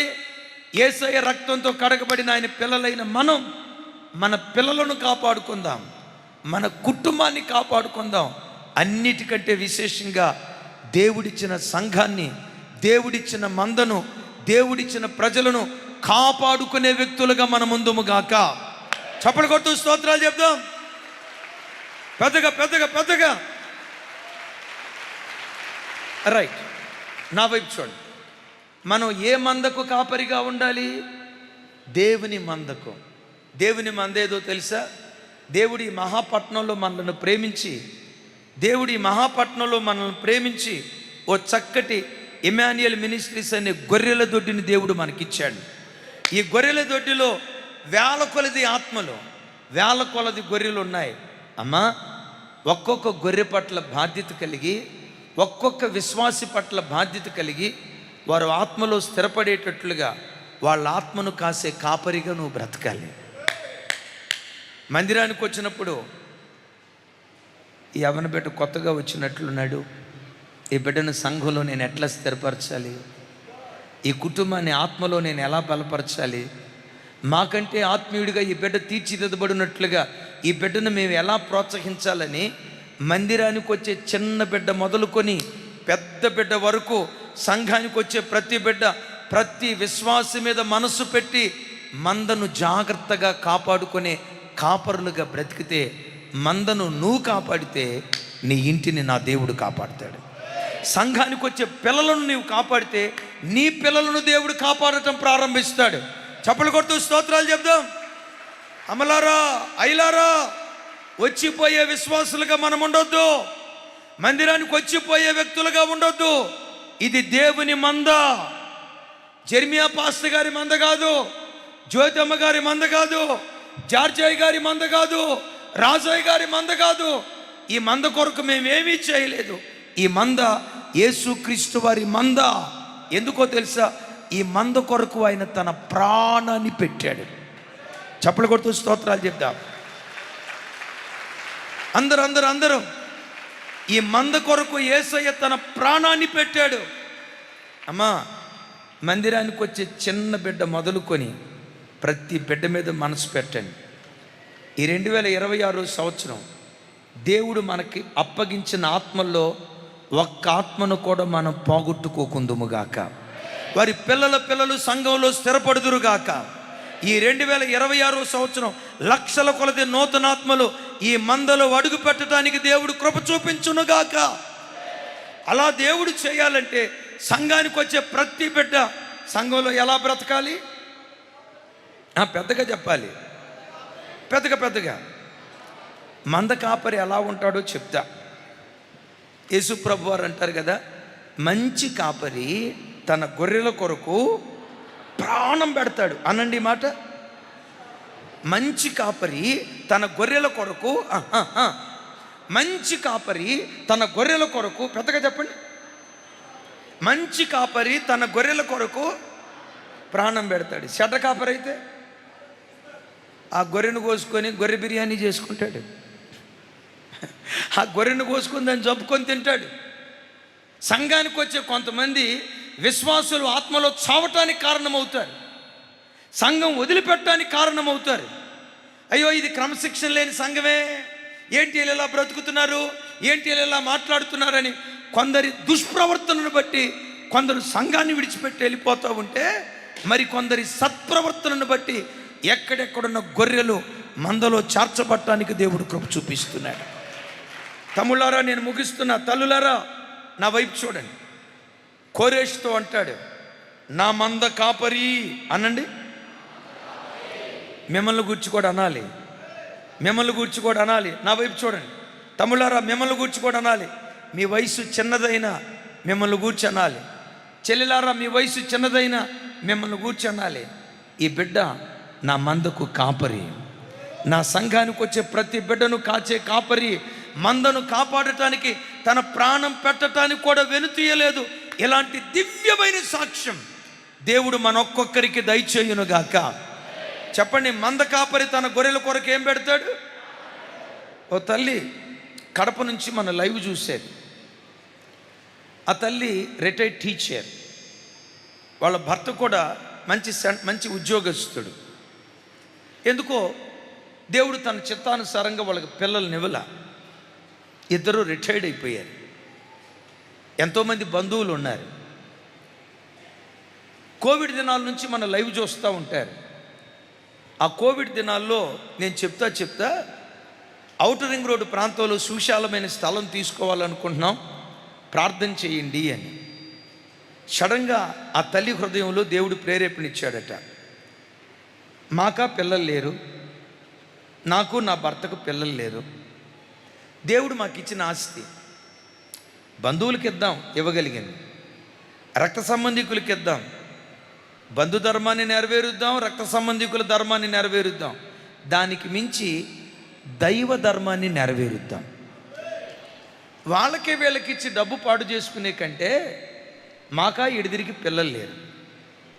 మాకున్న బంగారంలో, మాకున్న ఆస్తిపాస్తుల్లో ఒక భాగం దేవుని సేవకి ఇస్తే బాగుండు కదా అని ఓ తల్లి గడిచిన 4 నెలల క్రితం ఒక తల్లి తనకు పిల్లలు లేరు, భర్త ప్రభు దగ్గరికి వెళ్ళిపోయాడు, ఒంటరిగా మిగిలిపోయింది. వాళ్ళకి వీళ్ళకి ఇటు ఎందుకు, దేవుని పనికి ఇస్తే ఉపయోగపడిద్ది కదా అని ఒక్క తల్లి గత 4 నెలల క్రితం 40 లక్షల రూపాయల బంగారం తీసుకొచ్చి ఇచ్చిందని. 40 లక్షల బంగారం, 40 లక్షలు. ఒక్క తల్లి. ఆ తల్లి మన మధ్యలోనే ఉంది, కానీ పేరు నేను చెప్పను. అలాగని దేవుడు మనందరి దగ్గర నుంచి డబ్బే కోరుకుంటున్నాడు అని అనుకోకండి. ఒక్క విశ్వాసిని సంఘంలో మనం స్థిరపరిచామంటే నువ్వు సంఘానికి మంద కాపరివైనట్టు లెక్క. పరమ కోరేషిగా పిలువబడుతున్న యేసు క్రీస్తు వారు లోకమనే ఈ మంద దారి తప్పిపోతూ ఉంటే ఈ గొర్రెల కోసం పరలోకం నుండి దిగి వచ్చి తన ప్రాణాన్ని ధారపోసి మంచి మంద కాపరిగా నిలవబడ్డాడు. యేసయ్య వాక్య ఖడ్గానికి ధూళి అంత విస్తారమైన ప్రజలు అప్పగించబడ్డారు. హల్లెలూయా. ఈరోజు ప్రపంచంలో 700 కోట్ల మంది ప్రజలుంటే దరిదాపుగా చూడండి 700 కోట్ల మంది ప్రజలుంటే దరిదాపుగా 400 కోట్లకు పైగా క్రైస్తవులే ఉన్నారు భూమి మీద. ఎందుకు 400 కోట్ల మంది ప్రజలు ఉన్నారో తెలుసా? సంఘం కొరకు ఆయన తన ప్రాణం పెట్టాడు. ఆఖరి రక్తపు బొట్టు వరకు ఓ మంచి కాపరిగా బ్రతికి ప్రాణాన్ని దారపోసి పరలోకానికి ఆరోహణమై వెళ్ళాడు. అందుకనే ఆయన వాక్యపు ఖడ్గానికి కోట్ల మంది ప్రజలు అప్పగించబడ్డారు. నా వైపు చూడండి, ఒకసారి మీ కుడి చేయి పైకెత్తండి. యేసయ్యా నా కుడి చేయి పట్టుకోయ్యా అనండి ఒక మాట. యేసయ్యా నా కుడి చేయి పట్టుకోండి అయ్యా, యేసయ్యా నా కుడి చేయి పట్టుకోండి అనండి పెద్దగా. మరోసారి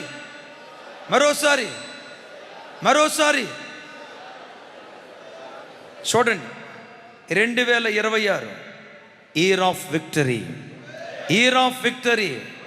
విక్టోరియస్ ఇయర్. మీరు ఖచ్చితంగా ఈ సంవత్సరంలో సాక్ష్యం చెప్తారు. వ్యాపారంలో దేవుడు మమ్మల్ని గెలిపించాడన్నా, కుటుంబంలో మమ్మల్ని గెలిపించాడన్నా, ఆర్థికంగా మమ్మల్ని గెలిపించాడన్నా, ఆత్మీయంగా దేవుడు గెలిపించాడన్నా, ఎటు పోయినా జయోత్సవంతో ఊరేగించుచున్న దేవునికి స్తోత్రము కలుగును గాక. అందరూ నా వైపు చూడండి ఒకసారి. విజయ భేరి దేవుడు మోగించబోతున్నాడు. కోయర్ అందరూ ఇట్లా అనండి పెద్దగానండి. అయ్యో పెద్దగా వినపట్ల. మీరు ఎంత పెద్దగా అరిస్తే అంత ఎక్కువ ఆకలి అయింది. ఆకలి ఎక్కువైతే ఉపయోగం ఏంటో తెలుసా? అదిగో అక్కడ సిద్ధంగా ఉంది. మీరు 6లు కొడతారో 4లు కొడతారో మీ ఇష్టం. రైట్, ఇంకోసారి. ఏ పేరు? చెప్పాలి పెద్దగా. జయశీలుడా జయభేరి మ్రోగించితివి,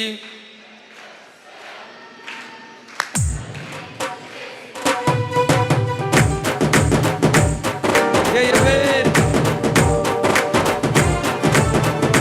మోకరించుదాం.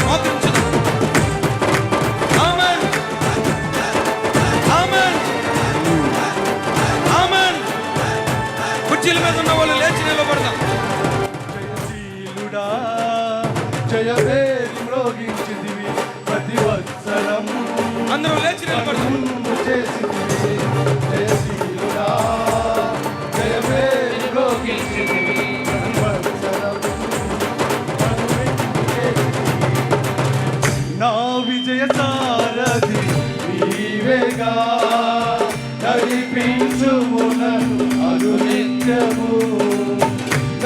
సారథి నీవేగా, నడిపించుము నన్ను అనునిత్యము. చేతులు పైకెత్తుదాం. నా కుడి ప్రక్కన నిలవబడ్డావని.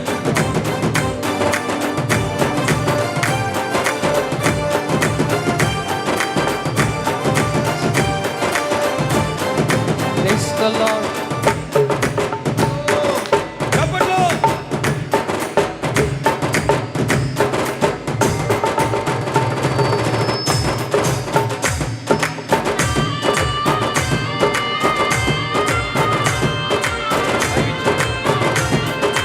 అందరూ చప్పట్లు కొడుతూ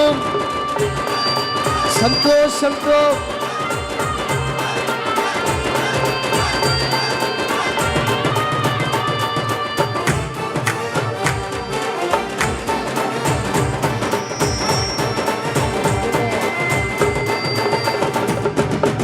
ప్రతికూల స్థితులందు మమ్ము ధైర్యపరచి, నా కుడి ప్రక్కన నీడవై నిలచి.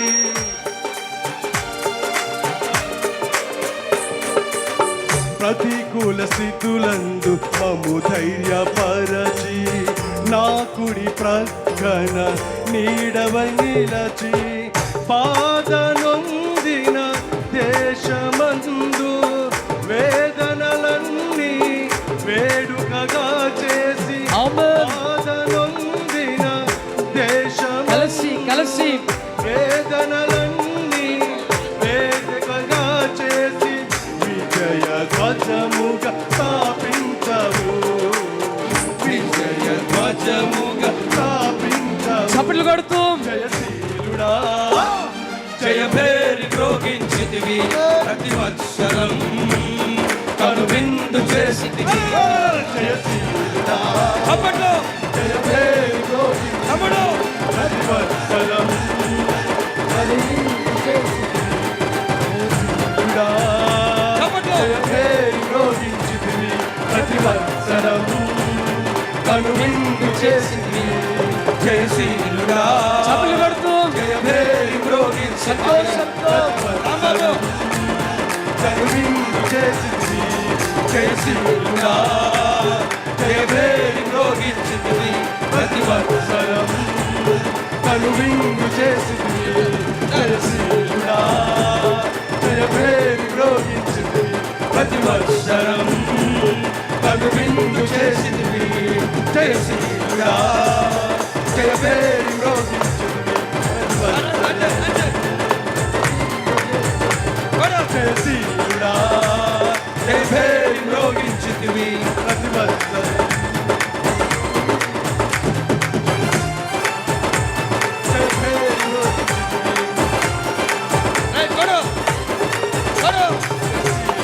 Praise the Lord. జయభేరి ఆమేన్. జయభేరి ఆమేన్. విజయోత్సవంతో ఊరేగించుచున్న దేవునికి ఆమేన్. ఆమేన్. కొడు.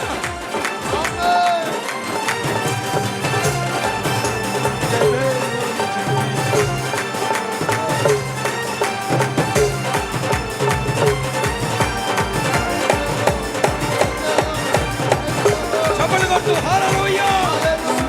విజయం ఇచ్చుచున్న దేవునికి, ఆమేన్. విజయం ఇచ్చుచున్న దేవునికి. స్తోత్రం. స్తోత్రం. జయశీలుడా. జయభేరి మ్రోగించితివి.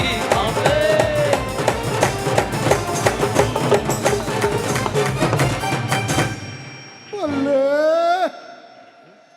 ఆమెన్. బ్యాటరీ డిశ్చార్జ్ అయినప్పుడు మైక్లో నుంచి వచ్చిన సౌండ్ వచ్చినట్టు వచ్చింది. రైట్. అందరూ మోకరించండి. ఆమెన్. అయ్యా, ఈరోజు వాక్యం విన్నట్లుగా కోరేషులాగా నేను బ్రతకాలని ఆశపడుతున్నా. నా కొరకు ప్రార్థన చేయండి అయ్యా. ఆశపడిన బిడ్డలు మీ కుడి చేతులు పైకెత్తి ప్రభు వైపు చూపించండి. దైవజనరాలు మీ కొరకు ప్రార్థన చేస్తారు. ఆ తర్వాత ఆశీర్వాదం. అందరికీ ప్రార్థన చేస్తాం. ఒకవేళ మీరు కుటుంబాలుగా వచ్చి ప్రార్థన చేయించుకోవాలనుకుంటే కుటుంబాలుగా వచ్చి ప్రార్థన చేయించుకోవచ్చు. దైవజనరాలు వచ్చి ప్రార్థన చేస్తారు.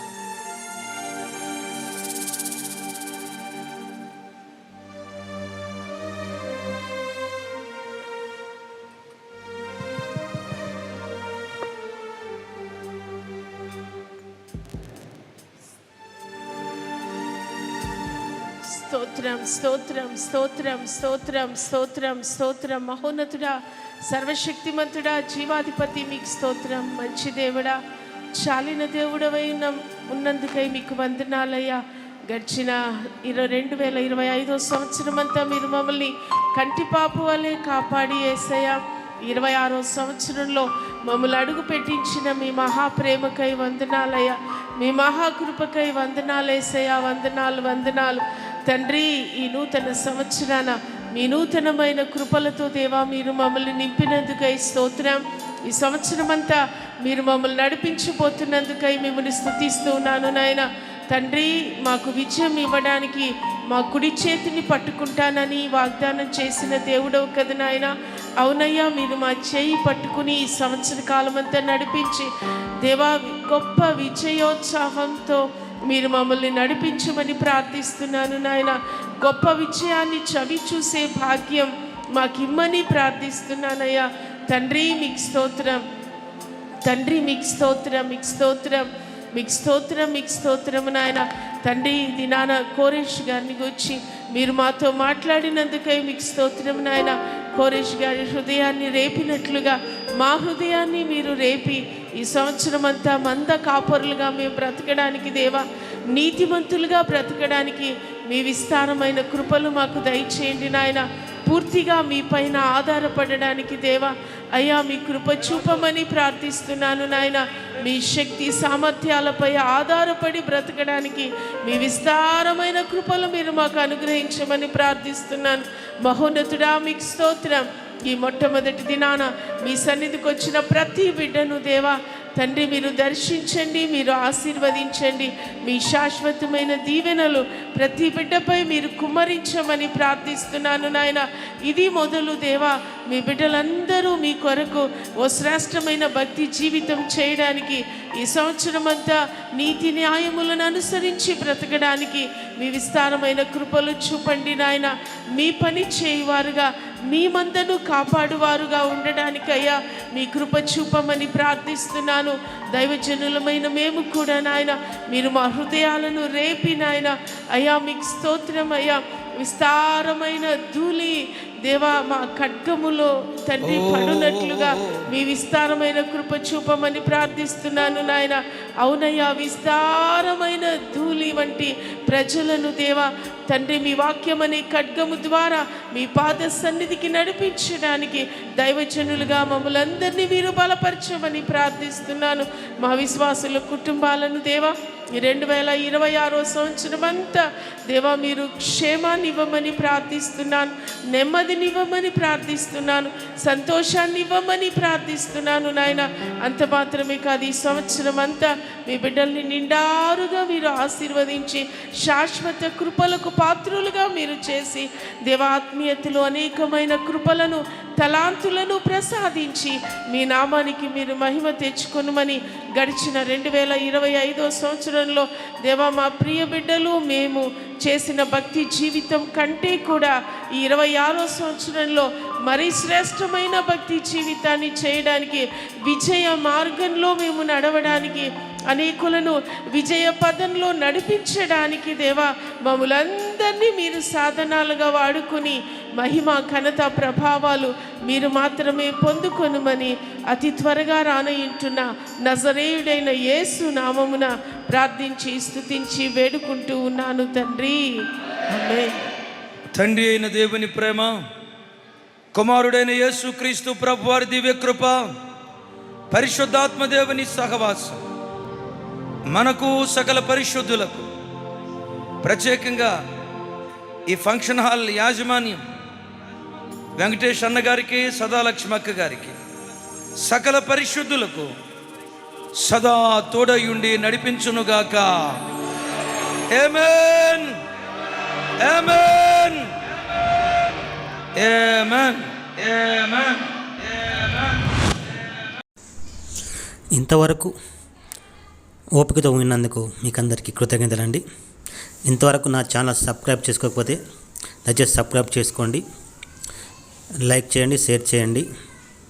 ఇంకా లేటెస్ట్ వీడియోల కోసం బెల్ ఐకాన్ మీద క్లిక్ చేయండి.